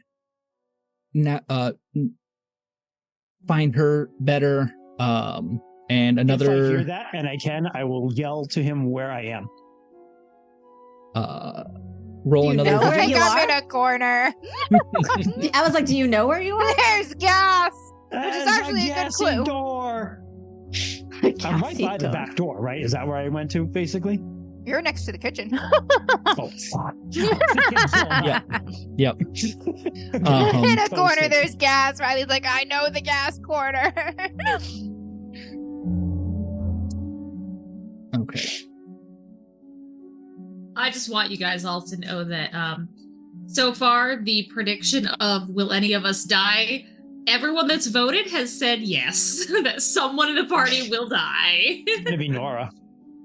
That's why I opened the poll up to anybody, because all three of you fuckers. I was one of the ones that voted someone's gonna die. Yeah, I know.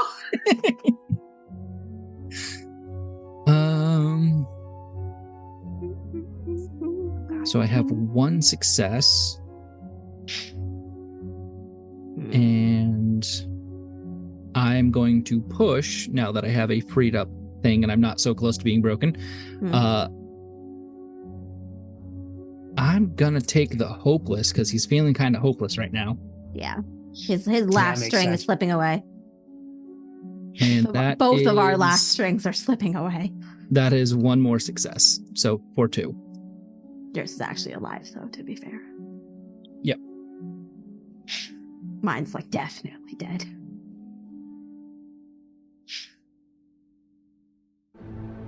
Oop.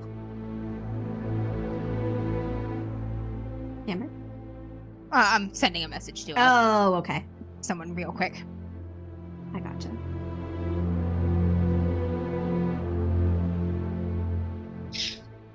All right. Sorry, what was that, Riley?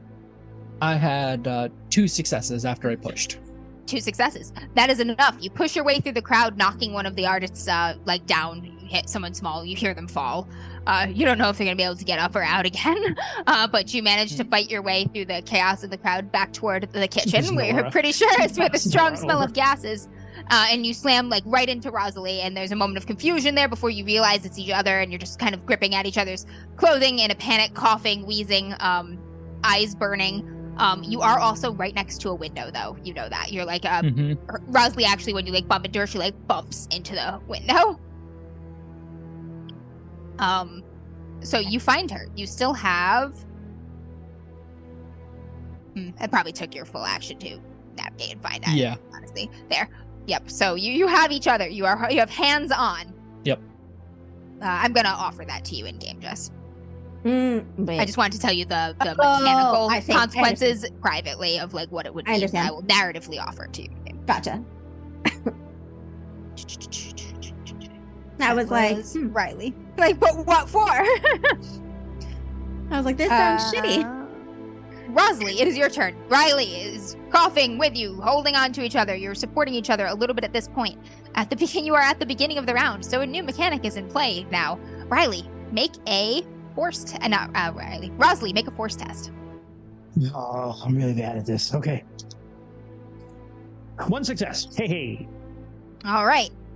You are okay for now. You're coughing. It's really, really hard to breathe. Your head is spinning right now. You do not take a condition this time. Right, but things are urgent. No worries. He's right there. I'm going to smack him in the face. And be like, you stupid fucking Irish. Why don't you go back in? Very weak slap. And then there's a window right behind us. Yep, there's a window at your back, Rosalie. Let's break it. Oh, fuck this window. Yep. Go ahead. I have a knife, which I'll just pull out and shatter the window with. Use like the pummel or something hard. Yep. I won't make you roll for that. You do shatter the window. It does cause a huge flare of flames and a torrent of gas air to light toward you. Fire. You should have just jumped. Just dived. Tackled. Yeah. We are gonna have Rosalie's big enough to break a window on her own, honestly. She would just that's fair. Poof. That's fair. You and Riley are gonna catch fire. Yeah. It's just gonna catch fire. You are not completely engulfed in flames. It is not your whole body, but like Rosalie, your skirts have caught fire. There's some fire in Riley. Do you have a beard or just hair? Riley has some facial hair. Yeah. Some of your facial hair is on fire, Riley. So you are on fire in small amounts. It is still very concerning. But nice. Can we jump out the window?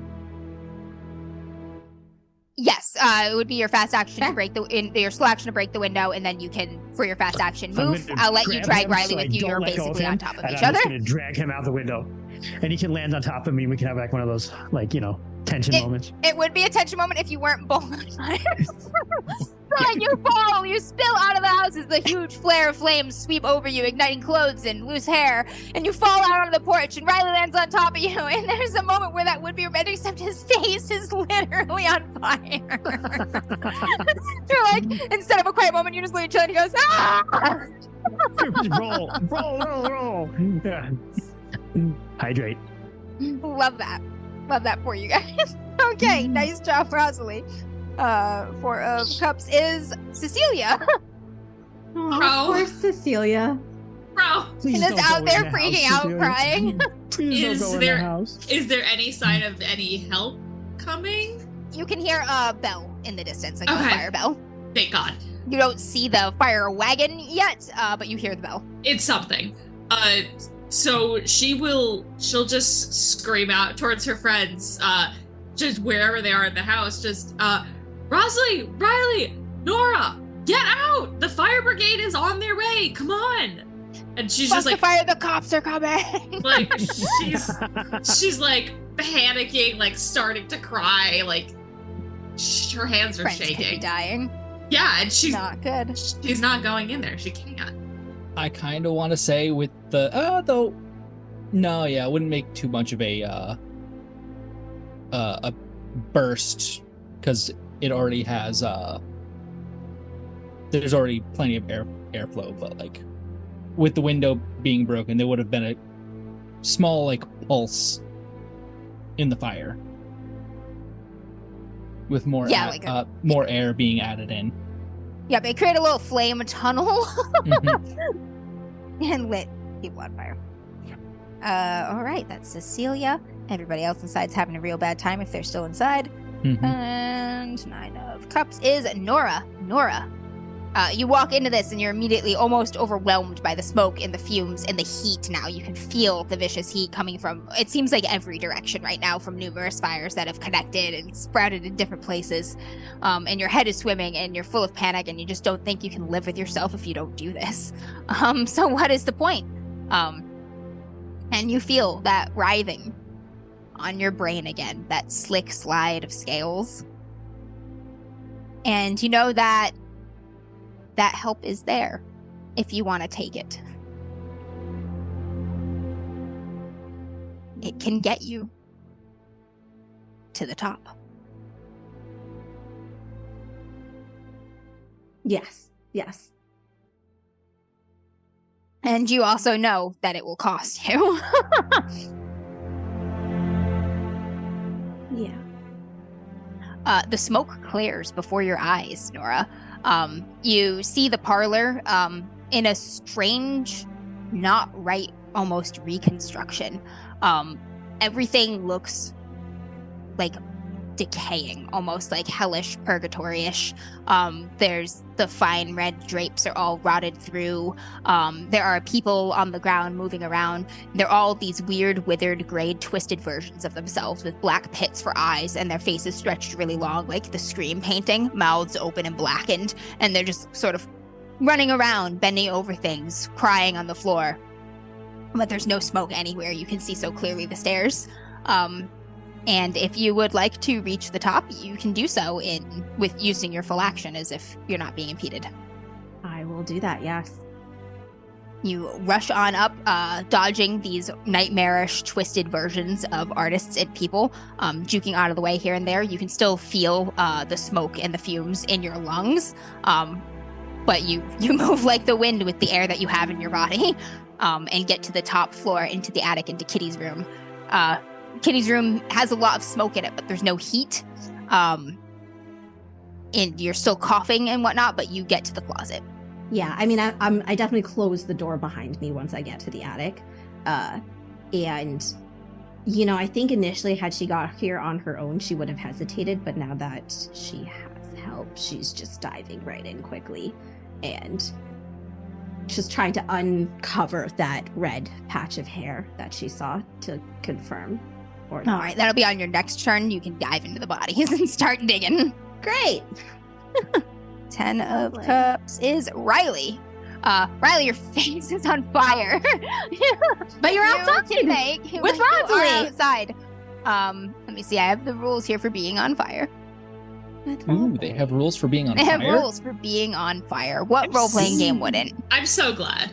They don't have rules for smoke, though. That I've seen, at least. All right, you...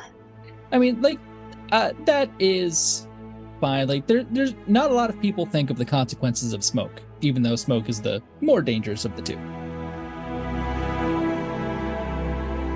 All right, you get to make a force test first. All right, force test. So that is just 3 dice.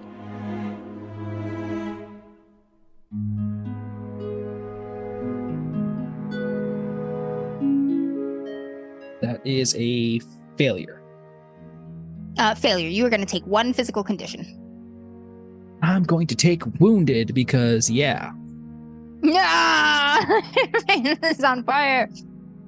And some of your clothes and stuff, but the thing primarily you're concerned with is your face. I'm surprised you didn't take exhausted. I already have exhausted. Burned.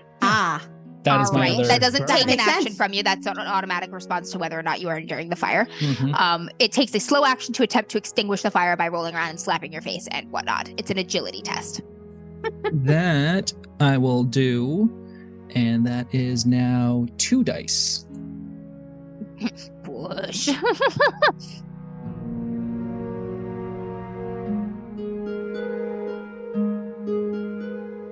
For another failure.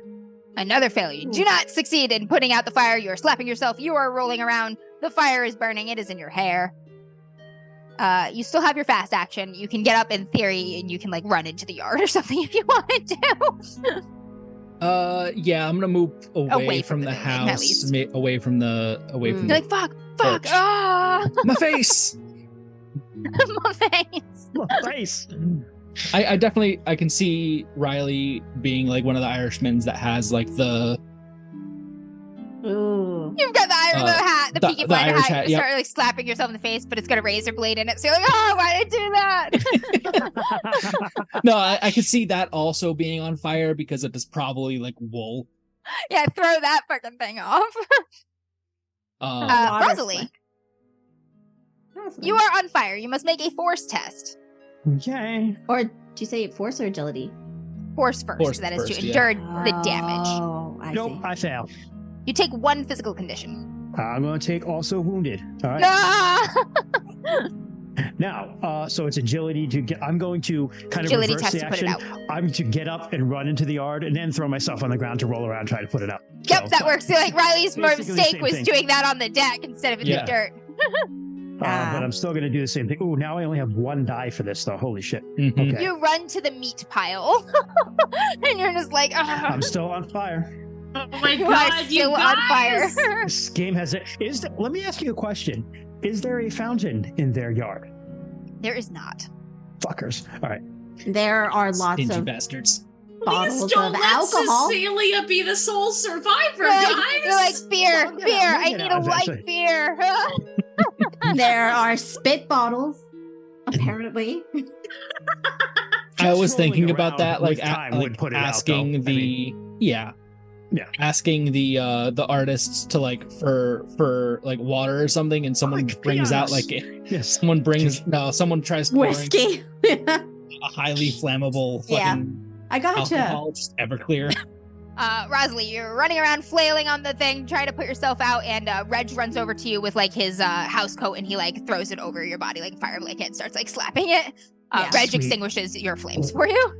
Riley, see, it paid to play. He emerged from his ennui to put you out of fire because you're a pretty lady and you talked to him yesterday. Aww. See, those social skills pay off. Aww. There's a payoff there for hanging out with him in the library and talking about his dick candles. Yes, sir.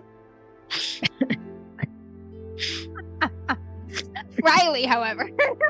Riley, times are tough for men. Somebody whose English just spits on you. Hey, I guess that's helpful. You're like, my face, you asshole. Not my feet, my face. And Nora, you are upstairs. You don't hesitate. You lunge right in and start pulling corpses off of the pile. They spill. They are sticky. The stench and the flames. You can still smell the stench over the flames at this close, which tells you how horrible and rancid that is.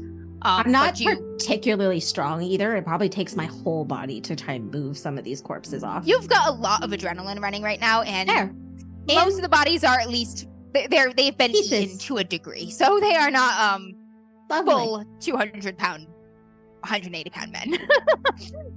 Lovely. And the top ones you just kind of knock over. So you are elbow deep in this horrible, rancid fucking gore. You can feel the squirm of maggots and how just fucking warm it is. Grossly warm inside this body pile. But you're digging for that head of red curls. You actually get one hand on it and you hold it tight and you yank by the head, just pushing other bodies off. Later, you will think about this and it will cost you. But now you manage to heave this pile of bodies over, pulling on the head and then stuffing your hand between corpses, grabbing other bits of fabric, an arm, a rib, whatever you can get your hands on, and you haul what remains left of Martin Meadows out of about the middle of the pile. He is decayed. It would be, if you didn't know it was him, you would not, if you weren't so sure it was him, you would not recognize his face. But you do pull the large portion of him out of the pile. And it's horrible. Gil looked nothing like this when he died. But you feel like what's left of the eyes are the same to you in that moment. What do you do with the body?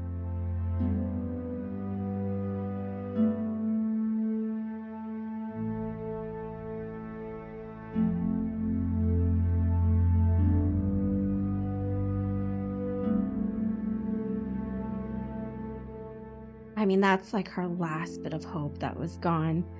I think she actually probably just sits there, like holding him for a moment. Just sit in the attic as smoke kind of rises between the floorboards, holding the decayed, partially eaten body of Martin Meadows in your lap. And I don't know if I have enough time. Is that my turn or? It probably, I would say it took your full slow action to dig that body out. You still have a fast action, but if you're going to spend some time sitting with the body, that will take it. Okay. That was Nora. Riley, you are still on fire. Make a force test. I am still on fire.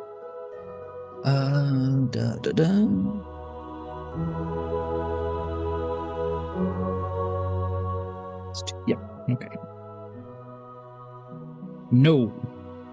No success. You take 1 physical condition. Oh, God. As the burns are now moving down your neck and across your chest. Into your nose.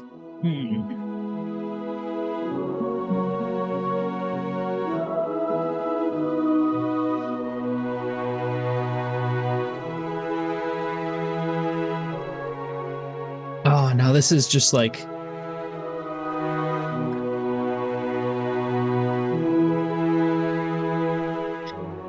Do I actually want to push that roll so I can still roll Ken. 2 dice? We have 2 rerolls, Ken. We have rerolls, Ken. Use a reroll, dude. Yeah. Rather than risk taking another physical condition and then just like dying next time. Let me... 4, Doc Void. 4 for physical, 4 for mental. So there are 3. Really technically 3 because and then you're when you broken take the fourth at the one, 4th, you're out. Yeah. So yeah, let me use one of the rerolls to reroll these 2 dice. Yep. Ooh, there we go. I got a success. All right, you do not take a physical condition this turn. Okay. You're managing to keep the flames about where they are, burning the same spot. And that is... that doesn't put them out. Now I have to put them out. Correct. Agility test puts out the fire. The physical test is just to see whether you take another condition from burning alive. Hydrate! Hey, that is another success. All right, you managed to extinguish yourself now in the yard, flailing on the grass. Rosalie had the right idea. You move closer to Reg. Just put yourself out there. All right, Riley, you are no longer on fire. You hear the bell of the fire brigade coming closer. And Rosalie. Well, I have to be like, oh, thank you, Reg. You're my hero. Like, I have to like, I'll rub his ego a little bit. You don't have to. I will. Burger. He did save me. Listen, he saved me from being on fire. He did. So, I mean, he deserves some of that. You can just say thank you. I will say, oh, thank you, Reg. And then I'll get up and I'll be like, Riley, everybody's safe. I got them all out. Oh, they're just in the front. Oh, love it. You did. Oh. Good work, Rosalie. Good work, Rosalie. It's true. Are you with Riley starting to make your way toward around the front of the house? I'll help him out and I'll pat him off a little bit so it looks like I sort of helped him get put off. Riley's got some fucking burns on his face, Rosalie. Oh. Ew. Dropping out at times. How is this? He's not closer? like. No, my audio is dropping out. I'm sorry. No. I'm just asking. Yeah, how's over this? on Twitch. Yeah. He's not like Deadpool burned, but like he's got some pretty bad burns along his jaw and like on one cheek right now. Ooh. And it's like fresh burn, so it's black and like smells horrible and yeah. Well, probably. Or second, maybe. Probably second, maybe third. Yeah, that's fair. It's not that far. That's fair. It's probably not. Rosalie. Cecilia is out front. I'm gonna let you and are you going with her, Riley? If so, I'm just gonna let you move together. Yeah. All right. So you are making your way around to the front of the house, past weeping artists. Some are just sitting like kind of catatonic, like Reg, just watching it burn. A couple of them are just like hopping a fence and just like running. Cecilia, the cops are coming. Fuck it, run! If Cecilia sees them, she'll try and wave them over to where she is. Yep, they come around the side of the burning building. You see each other and they start making their way toward you. Possibly Cecilia by is alone herself. right now. I'm just like, where's Nora? Did she go and get help? She ran inside. Fuck. I tried to stop her. Speaking of, Nora. I after just kind of like holding Martin for a little bit, she just whispers that she's sorry. She closes his eyes There's nothing enough left to close his eyes. Thought you would let me have that one, but that's fair. I was like, I could ask, and I was like, it's better off not to ask. And okay. Won't let you have that. Queen That's of Hearts. fair. You can brush maybe some hair over his forehead or something. Like that's okay. I am slipping Rosalie's cross necklace over him. The cross appears to be on fire to your eyes. As you kind of slip the chain off your wrist, the cross is burning. Yeah.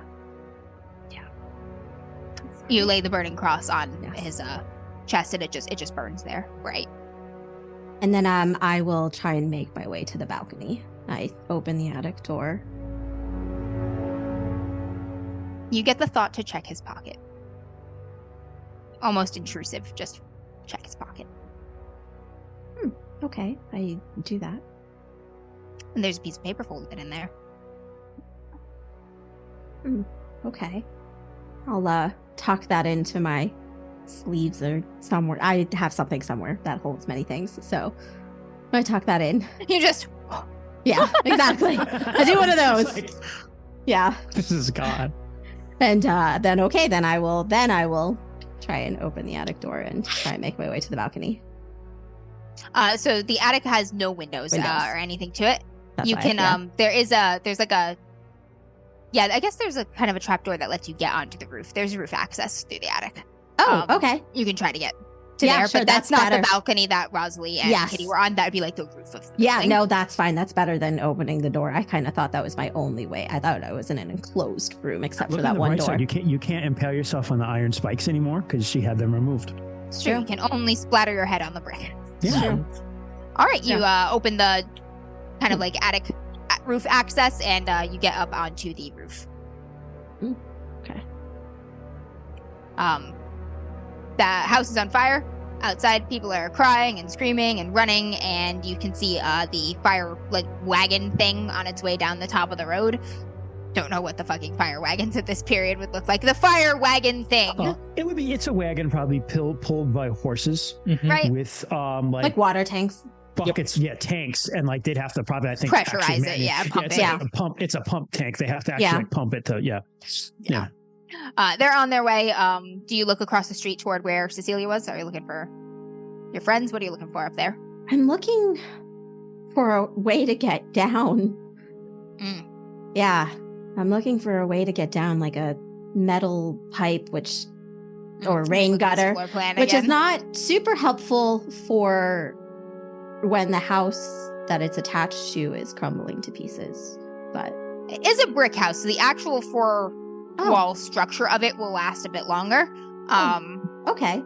Brick house. I also have a super long handkerchief, so if I can tie that off somewhere, I can just teleport down. You're a magician.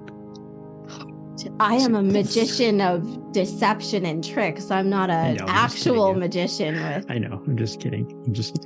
Take the doves out of your hat. Yeah, exactly. I'm just pulling out useless things right now. Rubber duck, So you can get to the roof of the first floor from the roof of the second floor. House. There are layers that are sticking out there. It's not a completely straight down building. So from the roof there, you could jump down onto that roof that on the first floor that overhangs a bit of the or actually you can get onto the carriage house that is attached. The carriage house is only one story, so you can go from the second story roof to the first story roof. Okay. Yeah, you will have to make a roll for it or possibly hurt yourself and fall off the roof, but it won't be as bad as falling off the second story roof. Guess who's still not ever injured? It's amazing. For now. I mean, your body is fine. Correct. All right, we are going to make an agility test. Yep. See some acrobatics, Nora. Good.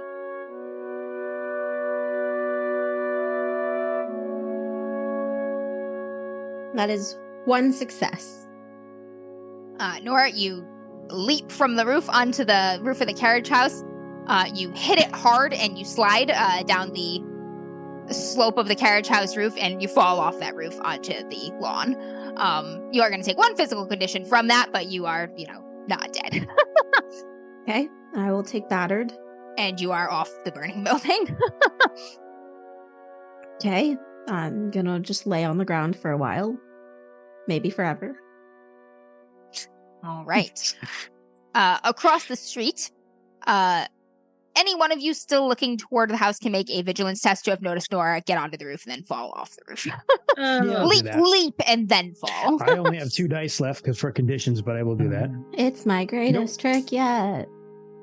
Nope. Watch me disappear. Let me see. So that's 3 and 4, but -1 due to frighten, so I have 6 dice. She certainly screams while she falls.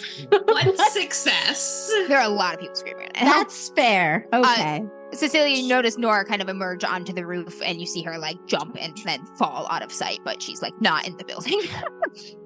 Maybe she broke her neck, but she's definitely not in the building. You saw her fall off. One success for Riley as well. Is she on? She's out of view because the wall is now blocking her. She is in the front yard, though. Okay. Yeah. I do also really like Christian's suggestion of when she was on the roof that just 2 doves kind of fly off. Out of your pockets. When you jump, they fly out of your pockets. Confetti. Yeah, confetti. That's a good one, too. A burst of smoke when she opens the door. She just appears, and then just more smoke wafts off, and she's gone. She's just in the lawn. I just have the picture in my head, she appears on the roof, she jumps, 2 doves float away, she bounces off the roof, lands behind the thing, and then just a poof of confetti. Yes. Yes. Just surrounded by glitter. All right. You lay there, Nora, in the lawn for a little while on your back, looking up, and you watch the sky churn above you, almost into a spiral, and it feels like you could fall up into that funnel in the clouds and fall forever. You almost feel that spiral turning in you, like the coils of a serpent winding in on itself. At this point, no one is going to die unless they do something incredibly stupid. So we're going to go out of initiative here. We can enter narrative mode. You all can do what you need to do. The fire brigade is arriving on site imminently, and they will be pulling artists away and pumping the hose and spraying it at the building and stuff. They're not going inside the building. Good call. I'm going to say we need to get out of here. As soon as things start to clear up, and Rosalie says that, Cecilia is just going to say, I think I saw where Nora fell. She's outside. Stay here. I'll be right back. All right. I'm going to try. What would be treating an injury? I'm going to try my best medicine. Yep, there's a medicine roll. I'm going to try my best to render some first aid. Yes, I just have to roll. I don't have it. I'll just roll precision, right? Yes, correct. It would just roll precision. Yeah. 1 success. All right. Let me take a look at what that do. Christian, I am just reading your comments now. What the heck?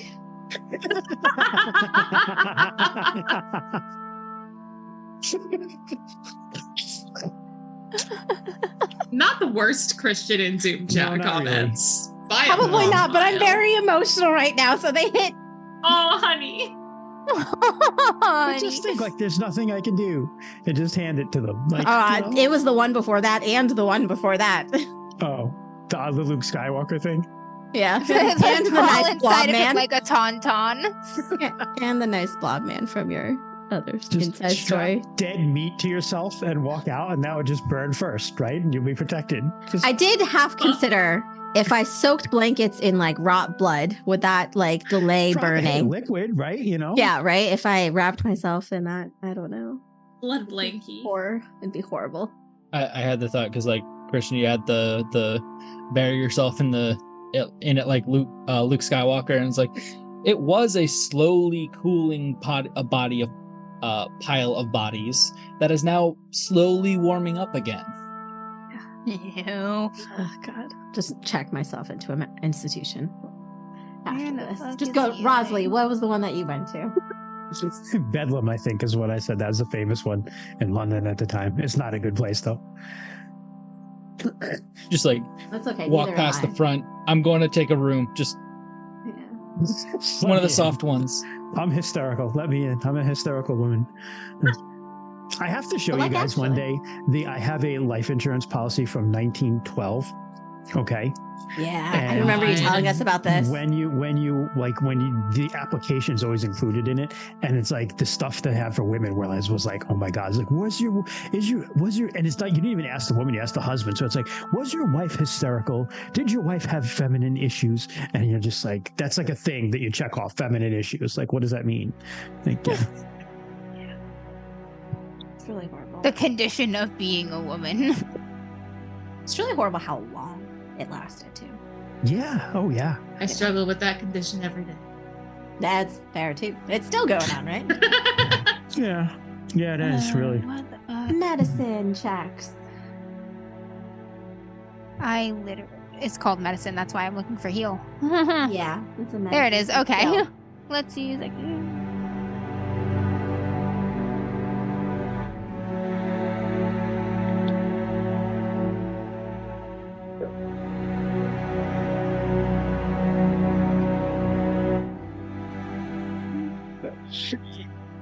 All right, so you can render first aid right here as a point of just for like role playing purposes, but you cannot actually heal physical conditions from someone unless they are like in a safe place in a bed. You have access to food, drink, and medical equipment. Okay. You can perform medicine in a combat situation when somebody is broken to remove their broken condition, but he's not that bad, so you just sort of dress his wounds. And so in that case, like, yeah, never mind the roll. Then I'll just dress him and like my own, like whatever minor burns I got probably on my legs. I'll just address them. Yep, trying to like wrap them in whatever cloths that you can manage. I'll try plenty from my smoldering dresses. I'll just cut strips out of it. Handkerchief. All right. Cecilia, you run around to the front yard and you see Nora laying on the grass. She just runs straight to her and just goes to like try and pick her up and like make sure she's alive. This is the second woman now who just wraps her arms around you, Cecilia. Okay, she just grabs her and just kind of like gives her a little kiss on the side of the head, just like, hey, it's all right, come on. We're getting out of here. You have about 10 seconds of just comforting her out of your sheer panic before you notice the smell and how horrible she smells and looks. Oh, she is covered in... That's fair. There's like a squirming maggot that like falls onto you, and she is just coated in gore. Cecilia puts some puzzle pieces together and just... She's gonna take that knowledge to do the compartmentalization and just try and get her friend across the goddamn street. He's dead. He's for sure dead. So sorry, Nora. Who was he? He was Gil's brother. The boy that I cut in half. He's dead.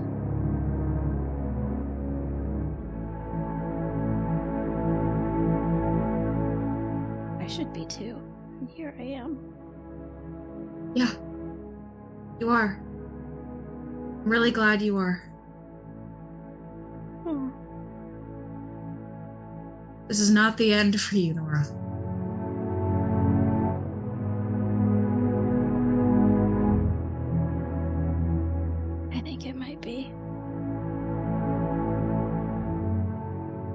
Not yet. You're injured. You need to heal, recover. Take some time. I'm actually not that bad. Where's everyone else? Where's Rosalie? Where's Riley? They're safe. They're across the street. Okay. Oh, they got out. That's good. That's good. And you're okay. I'm fine. Yeah. I'm okay, Cecilia. I'm okay. I'm just a little bruised and battered, but I'm okay for the most part. Come on. They'll be happy to see you.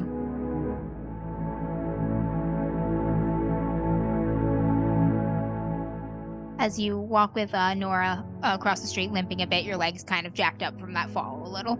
You can still put weight on it. It's not broken. Just going to take some time. He'll be glad to see you. Are you still you? A little bit. That thought just sits there. Yeah. You see your friends burned, battered, covered in smoke, bloodied.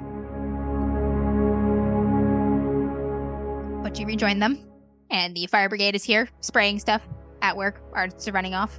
Some are crying. Some are clutching what little they managed to save of their work. I'm going to see if I can get us a 4-person cab to get back. You start trying to wave down a cab pulls up, sees you, and then just keeps driving. Like, it doesn't stop. That happens like 2 or 3 times before you realize you are probably not getting a cab in this neighborhood, looking like you are. Guess we have to walk. How far home is it to walk? Probably really far. We're in a nice place. So you are much more likely to walk to a less good place and manage to get a shitty cab there. We could also probably, they did have the tube, which was like their Telly? You know, the tube was, the subway. Oh, wait, Telly is TV? We could, Telly is the TV, yeah. Oh. So we could probably get to the tube and take it somewhere. Yeah, they have like a rail system you can take to get closer. That they can necessarily stop you from getting on looking like you do. Nora is horrible. You're all covered in soot and burns and stuff. Nora is covered in carnage. I'm like Carrie, but worse. Yeah, with old meat. Yeah, worse. The smell Nora, coming off her is... What were you thinking, Nora? I had to know, Rosalie. I can respect that.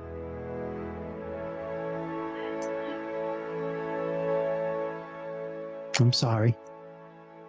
For what it's worth. It's worth a lot, but you don't need to be. He was dead before we even started. I know.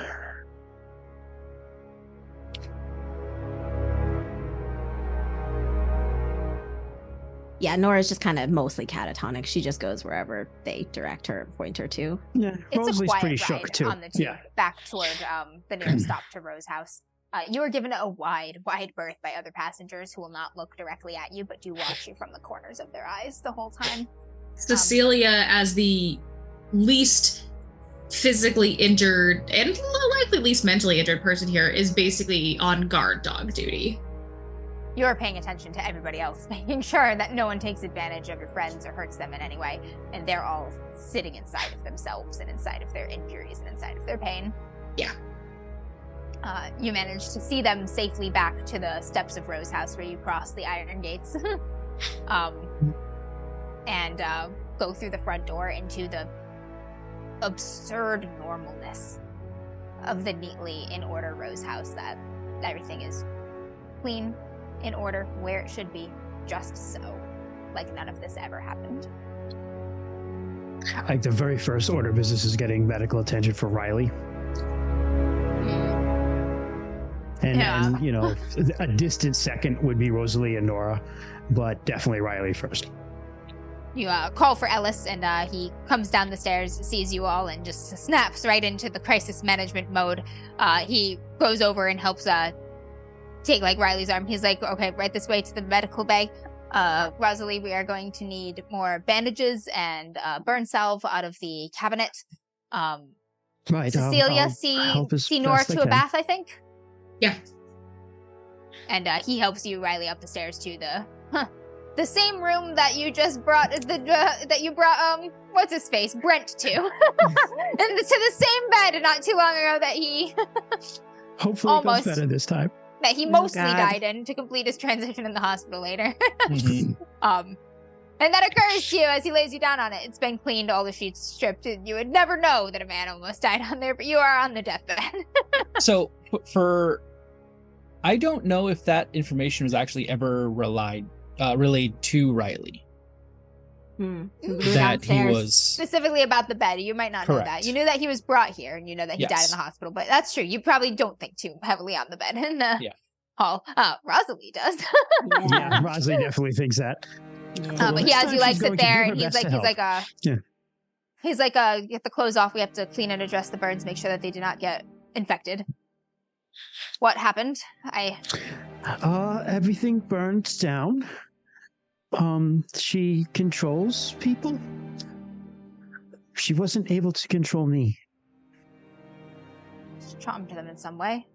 She saw something in me, Ellis, and she talked to me, and Rosalie, you must put that out of your mind right now. Right. Well,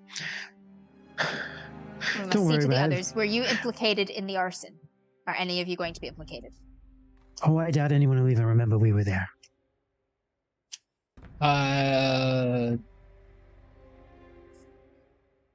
Was Nora when she tried lighting the house on fire? No, I was Martin. Nope, she was Martin. Yep. I was Martin. She did turn into Nora after being tackled shortly after, but she was Nora. But no one's gonna believe that. And no one's gonna believe that. Think go ahead. No, go ahead. I think the only implication was that would probably be that Riley tried yelling people to get out of the house. Mm-hmm. Yeah, like no one. I'm just thinking it's like if anyone were to try and recall us, It's like, are the police going to show up to interview you? Not for a while, probably. Probably not. It's like, that's good. It's a small blessing. We'll take it. Right. He takes the kind of supplies and he gets to work, cleaning, sterilizing, debriding a little bit here and there. There's some places where like your clothes have melted into your wounds a little bit on your body here and there, just patches. It's not as bad as it feels though, luckily. Your injuries, they feel a lot worse than they actually are in the grand scheme of things. And Ellis kind of tells you, he's like, you're going to be all right. I've seen much worse. Much worse. With proper care, it shouldn't scar too badly. Yeah, I've feels like I got too close to I got too close to a bonfire when I was a kid, but and he just kind of sinks back into himself, and because he's not only I have 2 physical conditions, he also has 2 mental conditions. Yeah, he's fucked up. Not everyone made it out. I take it. No, not at all. No. Several of the artists had succumbed to whatever manipulation. It was Miss Danville. Oh yes. Riley himself isn't too sure because he Rosalie knows. Yeah. Rosalie knows. Yeah. So Rosalie chimes in and says, "Oh yes," when he says that. I don't expect she'll be long for London. Oh no, I know when she's leaving. He looks at you when you say that to see if you will say more, but he doesn't say anything. He needs to treat my legs first. You're just sitting there waiting. He takes care of worse burns on Riley, and then he goes over to you you're sitting on a chair. Riley's on the bed. Invited to leave with her, Ellis. Will you? I don't know that I can, after what I've seen in that house.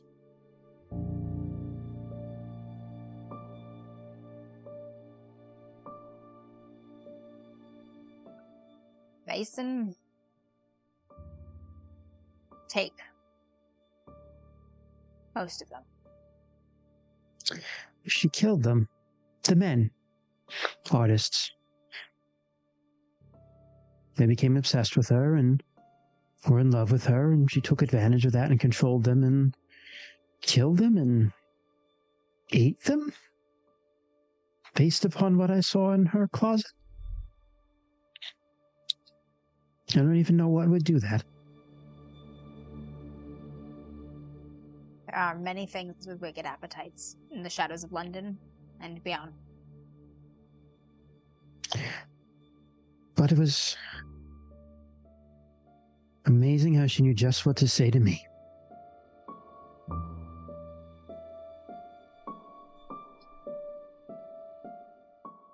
Makes sense. Interacting with the Vaesen can grant someone the insight that they must have themselves when they look back into you. Perhaps. Now I don't know what to think anymore about myself or about any of this.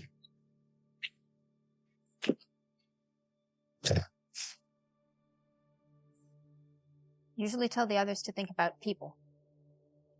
Not all of them. Many people are shit. I don't have many people to think about that would make me smile, Alice. You have a few. I do. If the world is not enough for today, perhaps Cecilia is. Or Riley. Or Nora. I do need to talk to them. He wraps your leg. Yeah, thank you. Does that remove a condition, or is it? Oh.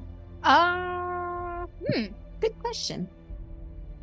Yeah, you know, I'll let you all remove one physical condition, if you kind of, for the rest of the evening until, you know, the midnight train comes, kind of remain in bed, are cleaned up, get some food into you and stuff. Could I also interact with my item and remove my... Yes, you may do so. Do narrate that, though. He goes off to the next person. While he's doing that, I'm just going to sit quietly and stare off in the distance and reach in amongst all the pockets of my very tattered. It's not even like shabby chic. It's just absolutely tattered and smoke stinking nice black dress that she used to have. And she pulls out of somewhere the deep pockets her little bronze statue of Pan. And she just holds it and rubs it. And looks at it for a very long time and just closes her eyes and her she's always trying to remember, but her memories of that time when she was taken are so vague that she really just remembers feelings, and she's trying to concentrate on some of the happier feelings, because some of her memories from that time are very happy. It's most of her memories after that time that are unhappy when she came back to the world. So it's always been a strange comfort, because it's something she doesn't know what it is about it that comforts her, but she's still comforted when she thinks of that time. So she thinks of how she felt in that other world, and it calms her down. Could you get there again? She doesn't know. That's what's on her mind. How many more chances will she have to get there? All right, folks. At this point, if there are any scenes or things you would like to address, it is about... What time was it when you went over? Did you guys go over at night? You went around dinner time, right? Yeah. Respectable folks were having supper. Yeah. So it's probably about like 8 o'clock-ish right now that you've gotten home and everything. Cecilia knows about the train tonight, and Rosalie knows about the train tonight, and no one else does. So if there are any scenes you would like to do, please let me know. Anything you would like to look up or investigate, let me know. I think that Cecilia and Rosalie need to talk about this. And that makes sense. If you want to come and see me while I'm recovering, I'm making a sketch while I recover. That's what I'm doing. Yeah, she'll absolutely come check on her when probably once help Nora get into a bath. Yeah, and once Ellis is the yes. Ellis is first name. Mr. Hawkins, yes. Once Nora's kind of settled and he is assisting her, then Cecilia finds it safe to extract herself to go check on Rosalie. Rosalie is Eleanor does tell you, Cecilia, that she has to go see Amelia tonight. So she is going to go do that as soon as she can. But she does let you know. Okay, as you're kind of like helping her draw the bath and like get undressed, you're like, yeah. She'll ask if do you need, is there someone going with you? Or do you need to do this alone? I should do this alone. But thank you, Cecilia. Thank you for everything. Of course. Your friendship means everything to me. I'm really glad you've become my friend. Me too. She gives her a little kiss on the top of the noggin and then heads down the hall to go look for Rosalie. Rosalie is in her room, feet propped up, and she's got her sketch pad out and she's sketching. Rather painfully. She keeps stopping and like flexing her fingers and then going back and like going back to drawing. How are your legs feeling? As good as to be inspected. Thank heaven for heavy petticoats. It didn't seem to get through much, just a few burns, but they should heal. Good. Not as much as poor Riley. He really got the worst of it, I think. Is he recovering all right? Yes. Hawkins fixed him up, and good. Well, scars are. It's different from men. Scars can be rather attractive, don't you think? Yeah, they add to it. They add beautiful edges. Yes. Right. That's what she said I have. You know that.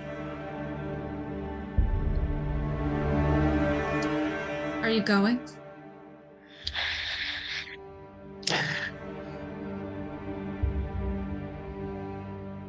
I don't know, but I have to be on that train. I mean, I have to be where that train is. I have to see her one more time.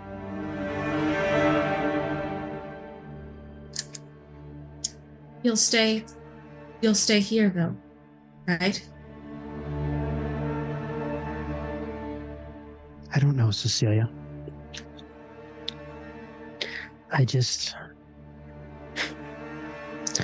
Hawkins said I needed to focus on people, and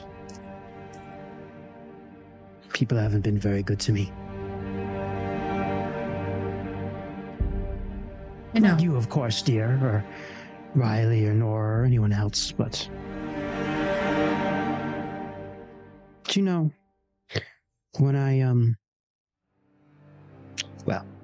when I came back, right? Do you know the first thing my father was concerned about? What's that? He had a doctor check that I hadn't been interfered with. That's the word for it, interfered. What a way to say it. Well, he had to make sure his prize breeding stock could still be traded away. And the moments I didn't do what he wanted to, I was hysterical. And then I went away to Bedlam for 10 years. And I only got out because someone recognized I had the sight. But how many other women never got out?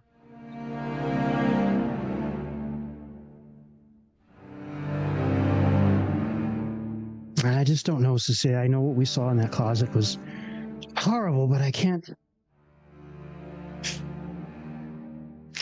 How horrible is it by comparison to anything else that's gone on? Everybody dies. Everybody dies, yes, but don't you want to control the circumstance? Or at least to know better? Did they control their circumstances? Maybe not entirely. Maybe she controlled them towards the end, but I don't know. I'm just so confused. Cecilia, I'm just so confused. And she'll sit on the side of her bed and just take her hand and just hold it between hers. Whatever answers you're looking for, She is not the one that can provide it for you. And if she does try and give you those answers, what will you do with them? And what will she make you give to get those answers?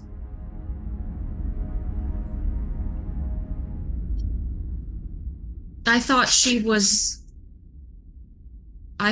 someone different, someone important to me. But her true colors quickly showed. And she is not for, dear.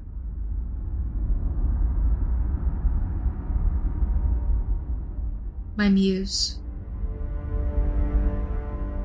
The one who helped me complete my book.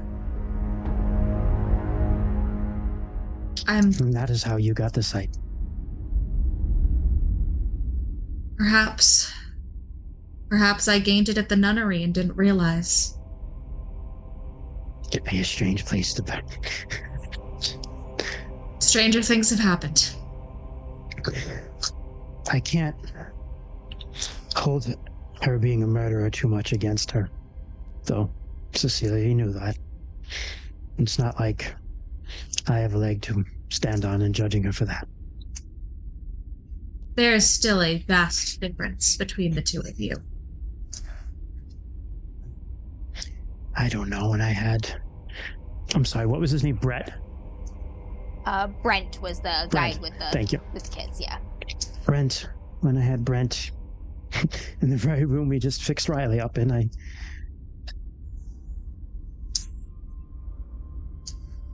there was a part of me that liked it.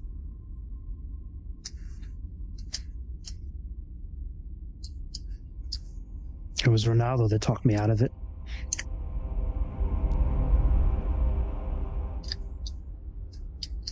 Maybe that's what Hawkins means about people.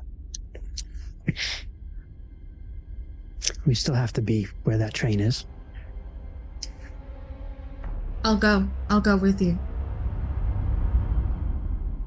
Even if it's just to see and make sure she gets out of London.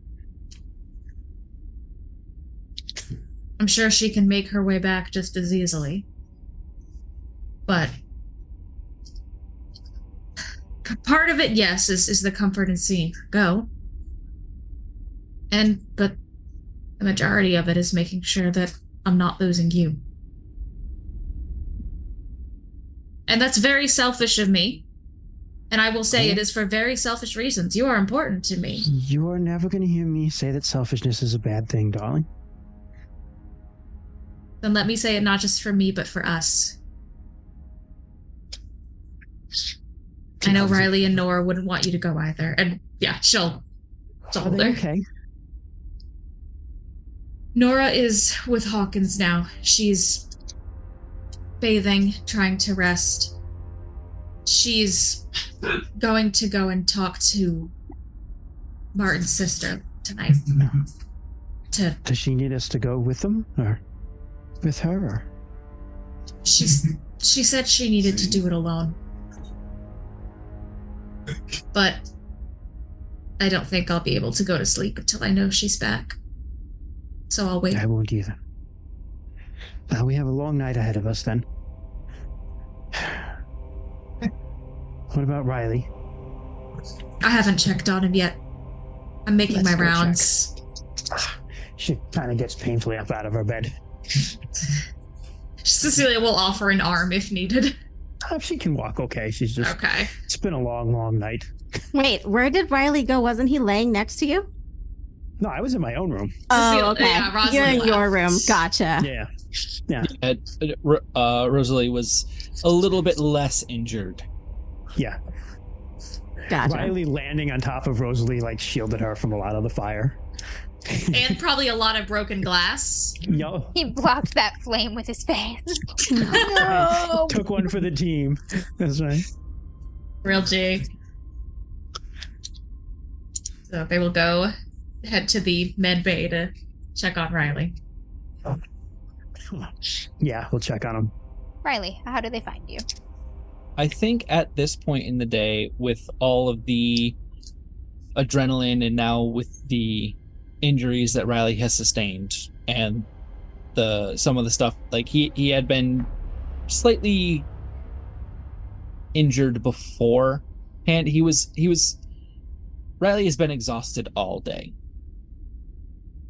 He is probably you find him unconscious, sleeping and resting. Let the poor man rest. He needs it.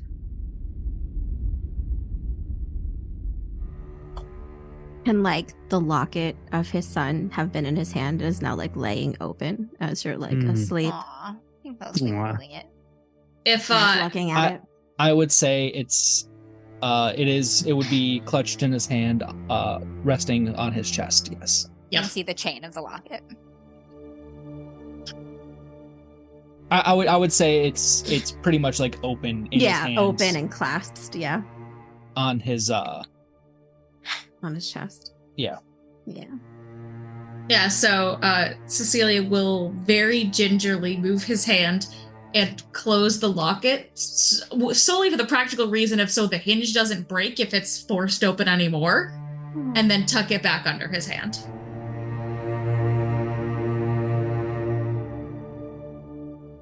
Nora, he is perhaps the kindest man I've met.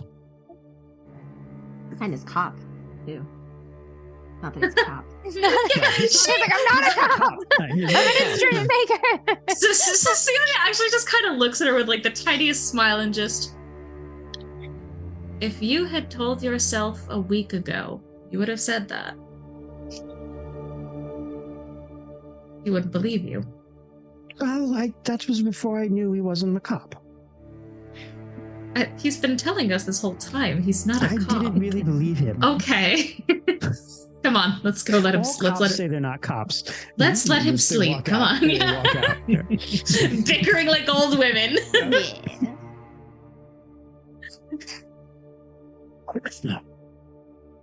Nora, there's a soft knock at the door of your little bathroom. Oh, come in. Miss Nora. It's Alice. He's not opening the door. Alice? He's like, yes, I brought you a robe and some bandages in case you have any injuries. And some tea. Oh. I can leave it outside. You can. Part of Nora's like, you can leave it inside. I'm afraid I have a bit of a bad foot, so. But thank you. Yes, you can leave it. I am okay for the most part. Thank you, Ellis. Was there something else? There was a look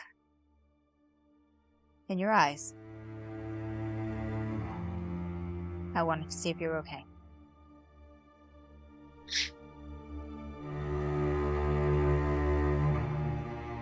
I don't think so, Ellis. There's a burn on your hand.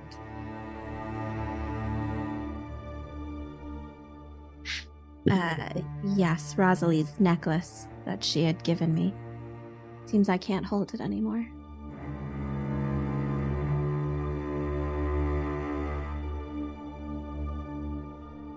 Well,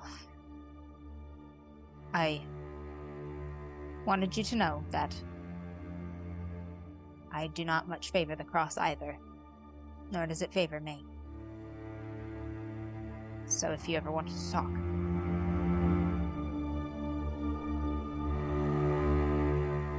Thank you, Alice.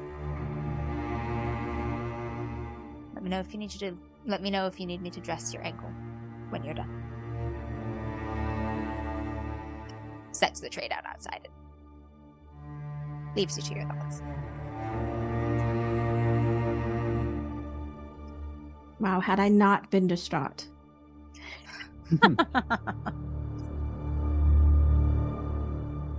All right, any other scenes as the evening sort of wears on? Nora, what time are you heading over to see Amelia? You know, the hotel she's staying at. When are they supposed to meet? Oh, I guess I don't know that they're supposed to meet. Yeah. So I guess I would probably go about 10. I would try and get there for about 10. It gives you time to get cleaned up. I also just don't remember the time that you guys are supposed to go. So I'm like 2 a.m. It's like early. Yeah, it's something super late. Nora would go for like 10 p.m. Soon as she can. All right. Prepare herself a bit. You have time to prepare yourself, get yourself dressed, cleaned up, do anything else that you need to do to prepare. But 10 o'clock-ish or 9:30-ish rolls around, and you're working up the nerve.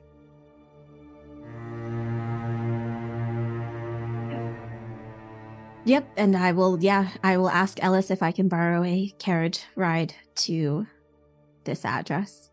It shouldn't be brief or it shouldn't be too long, and I can come right back after. He's like, of course. Thank you. I'll harness the horses. That's true, I could drive the carriage myself. You have to drive the carriage yourself. Ellis does not leave the manor. We don't have a driver. You have never seen him leave. He has never driven for you. Oh, I assumed we had a driver, not Ellis. I assumed we had a driver. It is late. But... You do have a driver around sometimes, but he is, it's 10 o'clock at night, so. Fair. He is home with his family, drinking. If you ride, he'll saddle a horse for you if you prefer. I'm better off with carriages than I am with 4 wheels, more stability. Yes. Yes. He will go out to the stables and the carriage house and get the carriage hitched and everything. Yeah, and I'll do that. All right. You take the carriage out into the dark London streets. Cobble, cobble, cobble. How do carriages work? You finally get to do that primary. I have an expert knowledge now. Yes, thank you. By the time you get to the hotel, you have a fairly good working knowledge of how carriages work. It's a good thing the horses here at Rose House have a very, very steady temperament. But you pull up to the hotel, still brightly lit, welcoming guests at all hours, in a decent part of town. And you can head on inside. Yes, I head on in. I let them know that I have an urgent message for Amelia Beddoes. She'll want to meet with me as soon as possible in your meeting rooms. And they're like, your name, miss? Eleanor is all you need. Right. Miss Beddoes did say to send you up should you come calling. Okay. And they provide you with the room number and like gesture for you can head to the stairs. Thank you so much. Thank you. Oh, man. Okay. All right. I will head upstairs. It's a decent hotel. You go up a couple flights of stairs, get up to the 4th floor, find Amelia's door. The hallways are pretty quiet. You don't really pass anyone on the way at this hour. Knock, knock, knock. Amelia's there really quickly. She sort of tears the door open. She's in a dressing gown. Her hair's down a little bit loose. She looks a little wild, and she's like, Nora. Amelia, Did you find him? Where is he? Maybe I should come inside. Maybe we should sit. Her expression goes very solemn when you say that.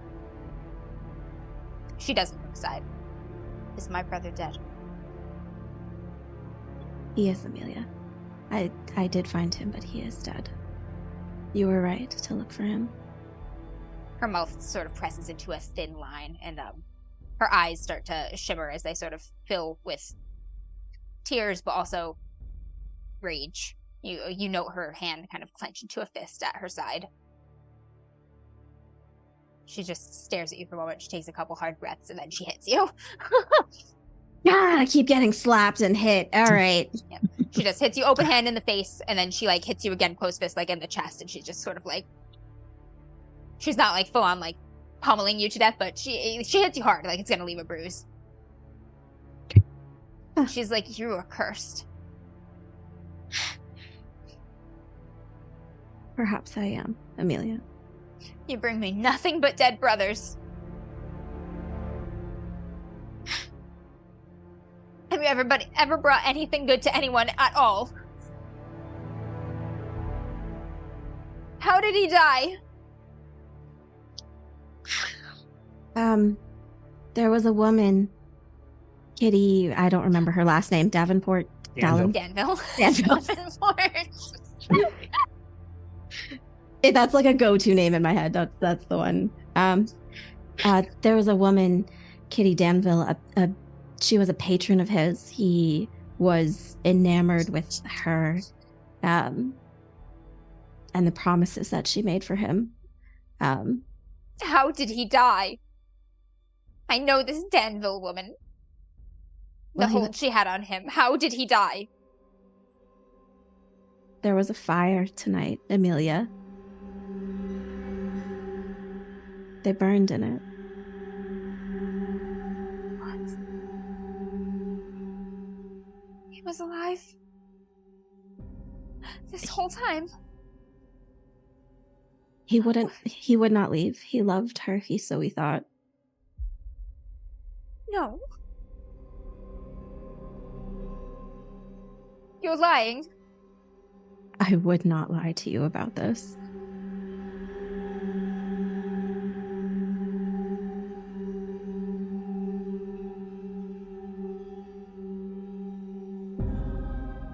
Oh, geez. Did I freeze? I froze. To sob, she's overcome. We can still hear you, she Jess. kind of backs up into the room a bit more. That's weird. You guys all froze, though. Yeah, like I just lost everyone. Jess is frozen for me, but nobody else is frozen. Can you all hear her? Oh, there she is. I can hear, but everyone is frozen to me. Oh, see, now I have you back. You're moving again. I can't hear Sarah, though. I just had a... I'm muted. That's my bad. Oh, okay. I just got a poor internet connection notification just popped up on Zoom. So well, maybe lightning or thunder. Okay, I have everyone now. Sorry. I just said I would not lie to you about this. That was the last thing I got. And she said, why would you lie? Yeah, why would you lie about any of the things that you've done? I would not lie to you about this. And she breaks down and she just starts to sob now. She gives you like one more kind of hard push back away from her door, and then she just backs into her hall. She doesn't close the door. And she just sort of sinks down, kneeling, hugging her knees to her chest, and lays her head on top of them, and she just cries.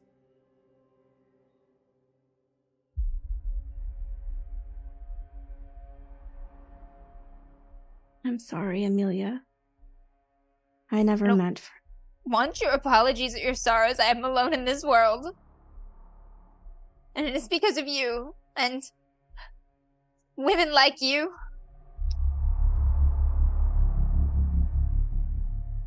We used to be happy. We were a happy family.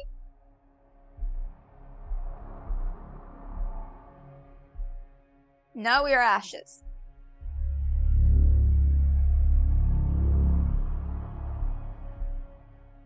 You should go. Move on to your next trick. Chase your bright lights. Find someone else with stars in their eyes. Ruin their lives. I can't stop you. No one can. Just go. Don't worry, Amelia. You will never see me again.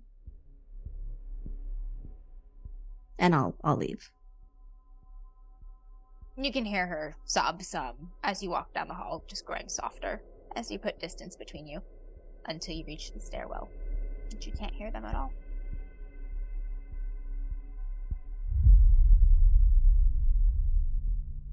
Ouch.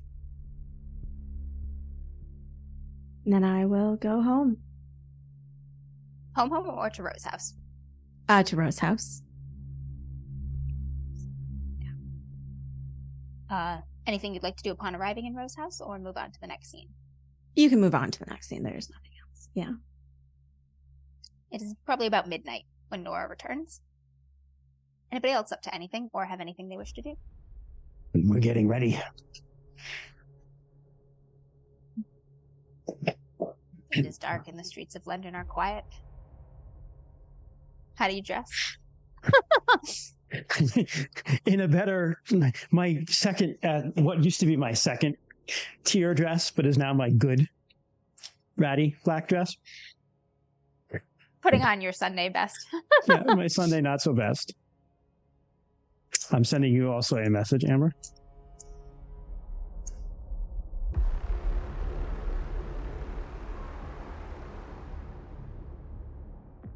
I'm going to take a quick bio break while you do that. I'll be right back. Yep. Damn, Jess. Yeah, I'm gonna do a quick check-in. How's everyone doing? I'm all right. I'm okay. You all right, Jess? Yeah, I'm okay. Okay. Just like cover everyone. Okay. Yeah. I know that we have guesses, not that we're doing them now, for what this Vaesen is, but I wonder if anyone knows what the heck I have, because I didn't even know what it was. I don't know a lot of these. Oh, But you don't know what you have in your thingy? I know the name of it, but I've never heard of it before. Amber described it to me, and I was like... Oh, your little pocket pet there? Yeah, I wonder if anyone has guesses on that. Your Tamagotchi? Yeah, my Tamagotchi. Christian, I hate that. Actually. Yeah. I hate that so much. Rewritten. Remind me later to tell you how Joe spells Gucci. Oh, God. I am horrifically intrigued. I'll type it in Zoom chat later before I forget. But there actually probably isn't enough about this thing to know what it is. I just don't know a lot about. I don't either. Weird mythology. I still have no. The no shoe thing kind of like gave me some sort of clue. Like I bet that she has like hooves. If we see that, totally has she hooves. Totally has hooves. But really, I still have no clue what the fuck she is. Yeah. Wait, really? I think maybe like some sort of like because I guess she's not a vampire, right? I don't think she's a vampire. I thought that for a minute. Me too. That was my first guess. Like she's got the iron out of there, so that kind of talks to like some sort of fae or fairy. Yeah, thing, I thought, and your dust thing worked. Yeah, but I don't think I think she's got a connection to the fae, but I don't think she is unless she's like an archfae or like. I mean, the fae covers a massive umbrella. I don't think she's like a fairy or like like something like that. I'm clueless. Yeah. I just put in chat the way that. And that gasp was for you, Sarah. Like I saw it and I was like, the horror. It's so much worse than I was imagining in my head. Really? Seriously. Very purposeful. Oh no, I missed something. No, it's actually not that important, but it's also horror.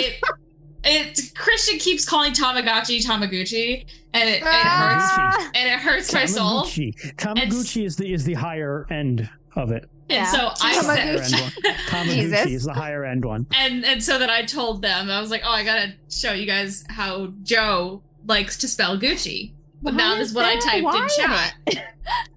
Ask him. Gout, the king's disease. Gucci. Tamagotchi. So many extra letters. Okay. All right. No. You are ready, Rosalie. Am I though? I wasn't. All right, let's go, Cecilia. You will note that I am not packed for a long journey. No relief. Relief, but concerned. I was gonna say that doesn't mean anything. Yeah.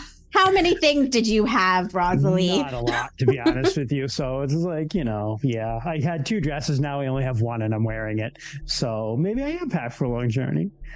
No, I have my typical her leather bag where she keeps her art stuff. And that's pretty much it. Head to the train station. When you arrive, it is late. The trains never stop running in London, but it is not crowded as it is during the days. There's just a few random travelers, tired, weary from their journeys, or perhaps the thought of the journeys ahead of them, waiting by benches or milling about. You walk along the platform, locate the number, look around a bit, and you see her. Kitty Danville is just standing near the edge of the rail platform. She's dressed in a high-collared, floor-length gown. This one is dark green, almost black. Her hair is all pinned up and neatly braided. There's a little plume of dark feathers in it. She has a single suitcase. She's holding it in front of her, clasped in her 2 pale hands, looking ever the picture of height and elegance that you remember seeing her the first time. No one else is much paying any mind to her as she stands there. It's a lot more crowded than I thought it would be at 2 a.m., I'll be honest. By other travelers, I mean, like, there's like 3 in the area. Gotcha. They're all in their own business at like different benches. Kind of just grip Cecilia for strength. Gives her a little squeeze.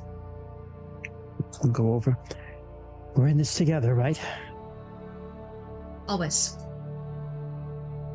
We'll head over. She turns to look at you as you approach. Her dark eyes kind of immediately like drop down, drop up again, take the full measure of you. And then she turns her body to face you. I look at her feet.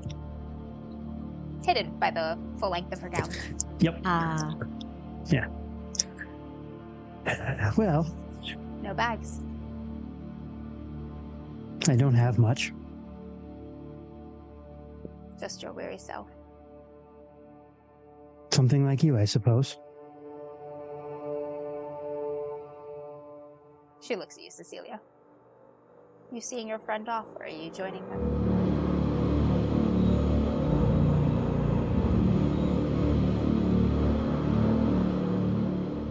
Ultimately, the answer to that is up to Ross. But I am here to hope the answer is neither.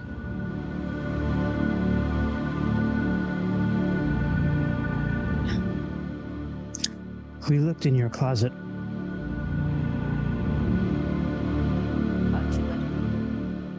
I wouldn't be too concerned. I don't think anyone else is going to notice. And if they do, they'll just think that, well, maybe people ran up there and piled up when the place burned down.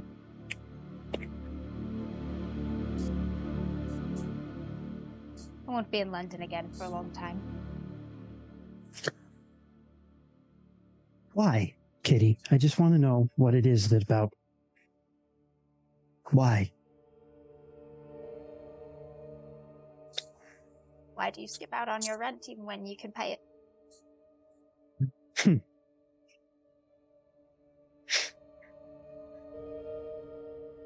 Why do you walk barefoot on the cobbles some days?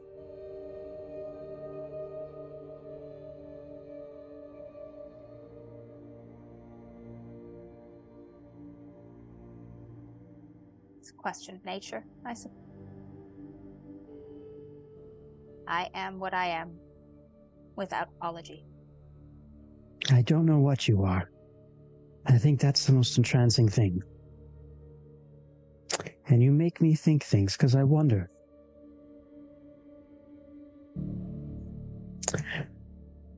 I don't know, Kitty. I said once that yesterday's gods are today's demons. And maybe I wonder if it's... I was wrong. Maybe it's yesterday's goddesses are today's demons. Because it certainly seems that the world is that way now.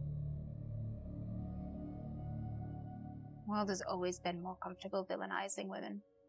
It doesn't know what to do with its desire when it's told no. Turns it to wrath. That it does. That it does. Well, I look at Cecilia. I look at her. I don't know if you're a god or a demon. Maybe both. But maybe you're just what I'm going to be one day. I don't know, but I know I can't go with you, Kitty. Even though I want to. She reaches out to touch your face. I'll allow that. Her fingertips are cool. They slide along your jaw and lift your chin a little, and she says, I will not be afraid of your scars. I know sometimes it is still hard to let me see you in all your cracked perfection. But please know, whether it's the days you burn more brilliant than the sun, or the nights you collapse into my lap, your body broken into 1,000 questions, you are the most beautiful thing I have ever seen. I will love you when you are still day. I will love you when you are a hurricane. Cheers. A tear. runs out of Rosalie's eye, and she just takes a very deep breath, and she goes, It's not that I judge you for what you've done. I don't have any right to do that, believe me. I told you I have not felt safe in this world. But that there is no place for me here. Kitty, you're right. But if I go with you, I won't be finding my own place. I'll only be with you. I have to find my own answers. And I have to find them on my own. And one day I will. And then I'll find you again. But it'll have to be as equals.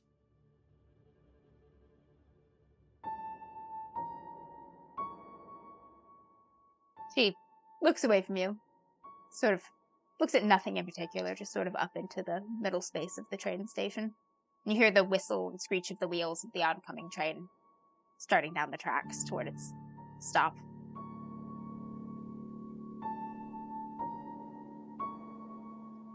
Rosalie. It's a long, dark road to walk alone. She looks at Cecilia, and she looks back, and she goes, I'm not entirely alone.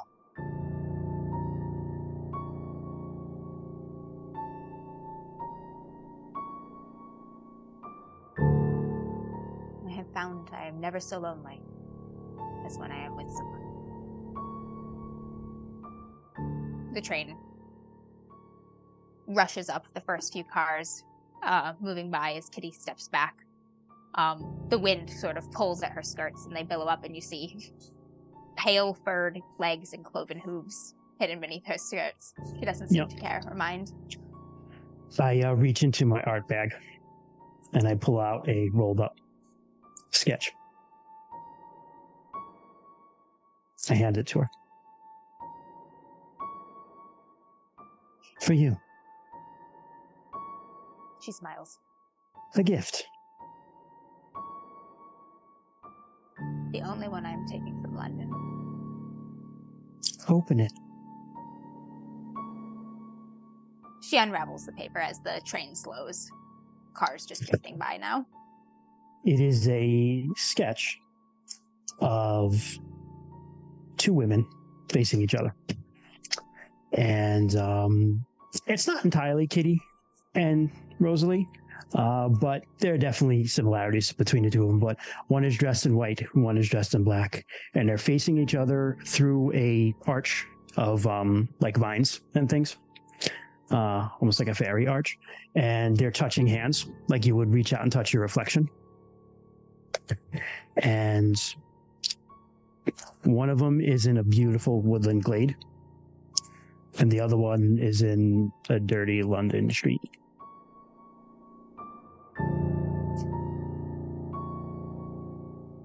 I think my favorite part is the space in between. She rolls the painting again. You may name it.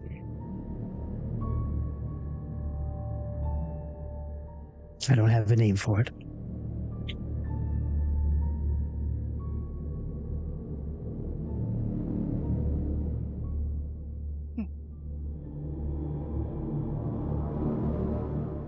Cross purpose. What was that? I'm sorry. Cross purpose. I love it. I love it. Keep it Take with care, you. Rosalie. You too, Kitty. Cecilia. Don't let that one burn. I expect to see it when I see you again. I'll cherish it. The train's doors open. Conductor steps out to usher in the few passengers. A couple people get off the train, and then Kitty gives you one last look back at both of you. Steps on. You get another glimpse again of that cloven hoofed foot. And then she is on the train. The door is shut. The train whistle bellows. the steam engine, coal engine, steam, yeah, engine, steam, the engine steam, churns, but steam, but fed with coal. With coal, right? So, yeah. The engine chugs along. Slowly, the wheels turn, picks up speed. And you see the weary faces of innumerable passengers passing you by as the train car rolls past. And Kitty Danville's distinct profile, chin raised high, looking straight ahead. I think Rosalie's going to stand for a long time and watch that train even after it's gone. Cecilia stands with her, and as soon as Kitty stepped onto the train, she just reached out and gently took her hand, and they stood there together.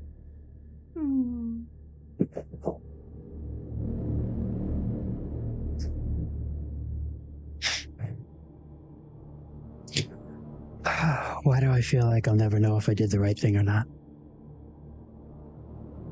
We often don't. But eventually something will happen, and in the future you'll know. She looks at you. I'm very lucky to have you, Cecilia. And are you? Let's go find your muse. We'll turn and we'll leave. Any final scenes before we go into our last one?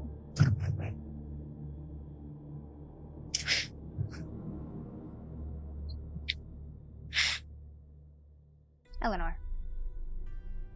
Back at the Rose House. You return to your chambers. In the state you are in. Still thinking of Amelia's face and her words. Not too much in your room, but your clothing, what was salvaged of it, and your possessions from the bath have been folded. They're sitting neatly on your bed. And the piece of paper that you had taken from Martin Beddoes' pockets is folded and laying neatly on top. Oh my god, I completely forgot about that. I open it up and read it. I had completely forgotten. And we'll say Eleanor did too. It's a poem written in Martin's hand. The poem is Mouthful of Forevers by Clementine von Radix. That is the same poem that Kitty quoted to Rosalie. In-game, it's a poem written in Martin's hand. I am not the first person you loved. You are not the first person I looked at with a mouthful of forevers. We have both known loss like the sharp edges of a knife. We have both lived with lips more scar tissue than skin. Our love came unannounced in the middle of the night. Our love came when we'd given up on asking love to come. I think that has to be part of its miracle. This is how we heal. I will kiss you like forgiveness. You will hold me like I'm hope. Our arms will bandage and we will press promises between us like flowers in a book. I will write sonnets to the salt of sweat on your skin.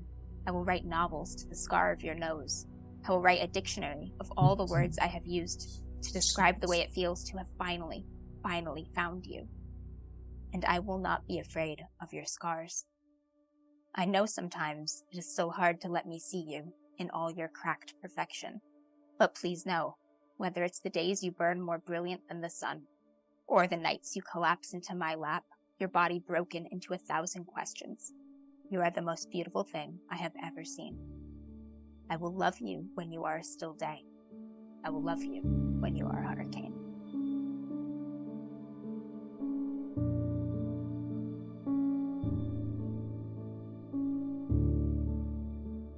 Thank you all for listening. Shit. Wow. Shit. Yeah. Damn. Who was that by again? Out of game? That is Mouthful of Forevers by Clementine von Radix. We will post that in the chat, and it will be credited in the text of all of our videos and whatnot. Yeah. Please get that to me so I can do that. Oof. All right. Well, let's open the envelope. Yeah, yes. I was gonna say. First, before you open the envelope, does anybody here have any guesses now? No, I think. I still do not know. Otter Poet had one in chat, I believe. Otter Poet, if you want to post come out it and say what it was, but now we can, yeah. Yeah, now you can say your guess. Yeah. I have a vague idea that I don't think she's anything. I don't know if she's particularly a Vaesen as much as she might have just been somebody who like cut a deal. I was with you, Christian. I originally thought think she's very different from Rosalie. I'll put it that way. That's why I just said that line. I don't know if you're what I'm going to become one day. Like, gotcha. That's what I think. Gotcha. Yeah, I originally thought vampire too, and then I was like, okay. I know nothing about Fae, so I did not get Fae until people started talking about Fae, and I was like, okay. And now I will settle on Fae because I don't know what Otter else Poet it could says be. Glastig or Glastig. Not sure how to pronounce that. Oh, I don't know what that is. Which I know that is the picture of. That's the picture we used for our whole thing. Was the Glastig? I do know that. Oh, the woman on the rock. I see. Yeah. Yep. She does have hooves too, I think. She does, but that's like that doesn't mean anything particularly. It could be. Who knows? Kent, do you have a guess? Was Doc Voids? Wait. I want to know what did Otter Poet say? Otter Poet said Glastig. Glastig. That's the one that we just heard. I want to know Kent's guess though. Mine was also along with Doc Voids because I didn't have much, and I looked up the lady. I looked up what Doc Void had said. Glastig. Gotcha. Not Glastig, no. Oh. It was something else. Gotcha. But when during the first episode of this mystery. All right, I'm ready. It's fucking thanks, Mark, making me pronounce Gaelic. I'm gonna guess. He did give me a translation, but I am still gonna fuck it up. So Leanan She, which Leanan She. Yeah. Yes, was the theory. With the note, the MO of the entity seemed very familiar, so I went hunting. The very first result told me why it was familiar, and it makes perfect sense for the setting. I know the name because of a prominent supporting character in the Dresden Files novels. Happy gaming. Yeah, you did put a pronunciation guide under it, but it wasn't helpful to me. All right. She is a Glastig. However, Doc Void is also very close. The first recommendation for a variant that Kitty should be is the Lenonshi.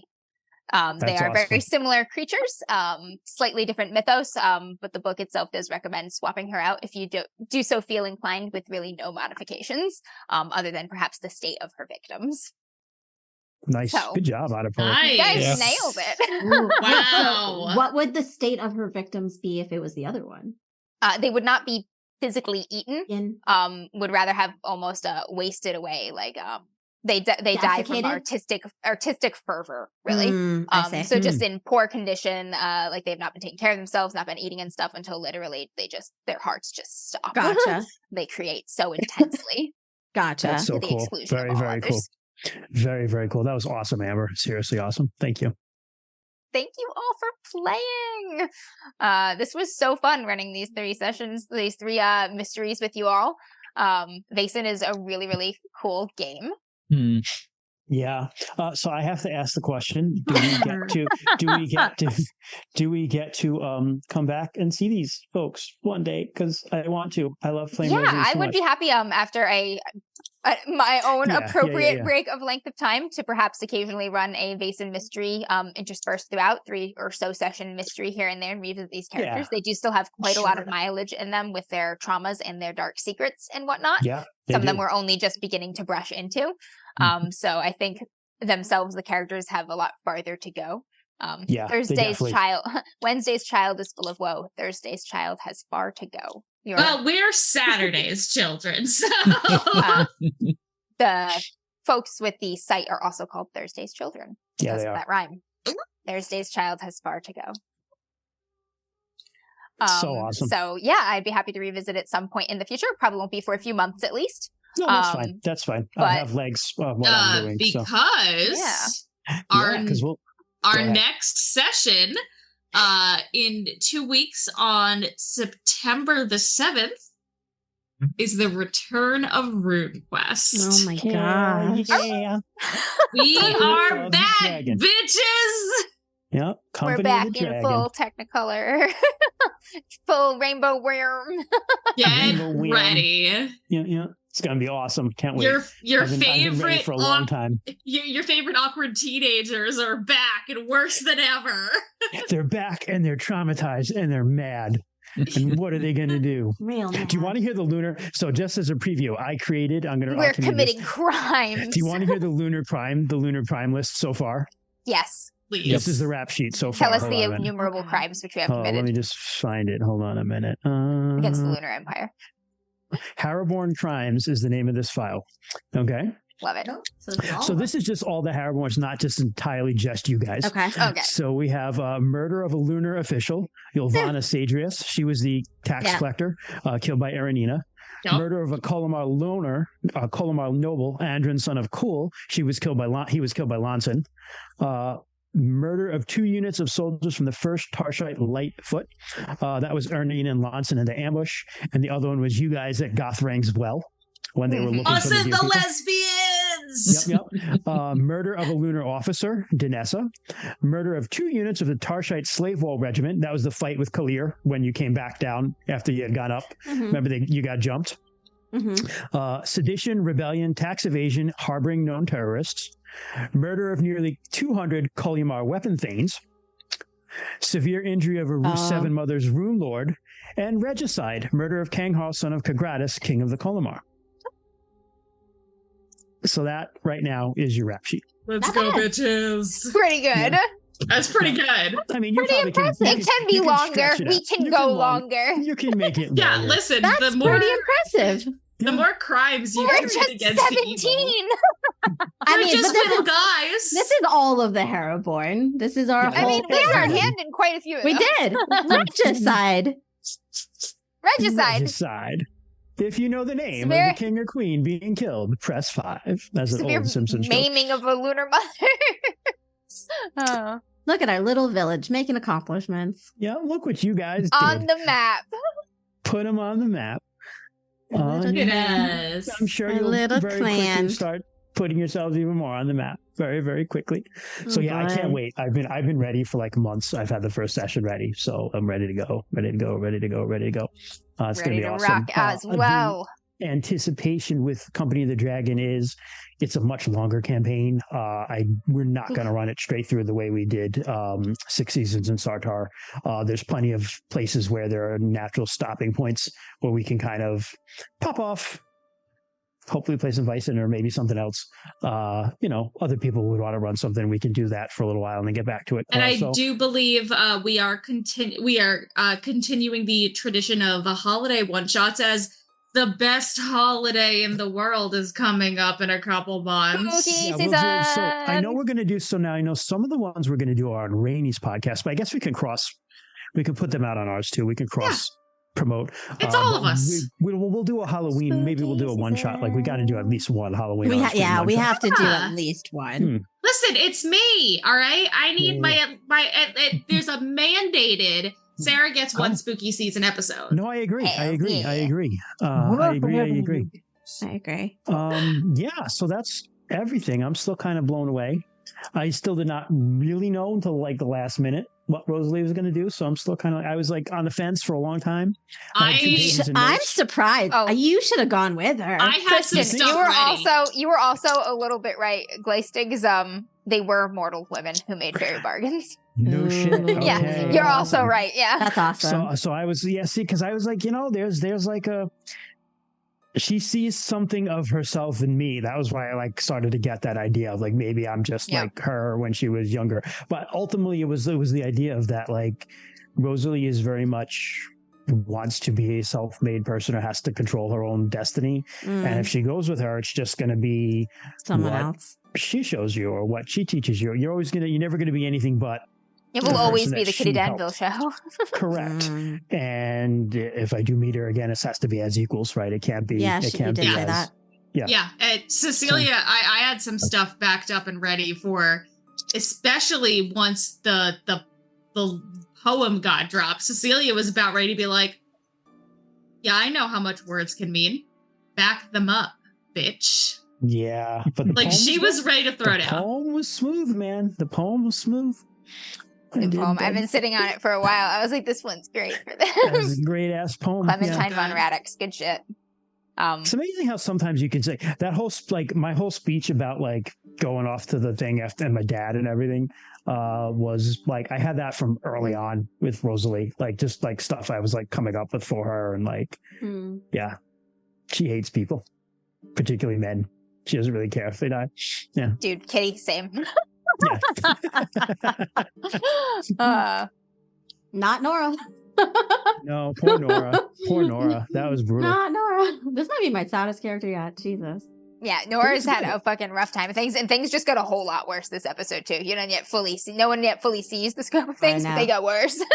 No, I know that. That like there was some bargains made that were bad. There was some happened, but nobody knows it. Yeah.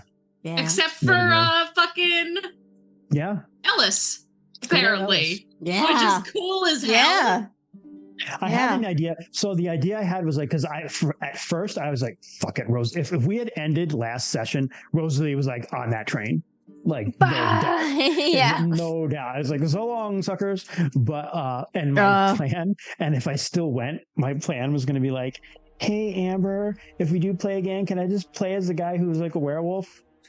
We pick this back up. Like a werewolf. I legitimately thought I was gonna die in the house with honestly I think you would have if you didn't take the bargain.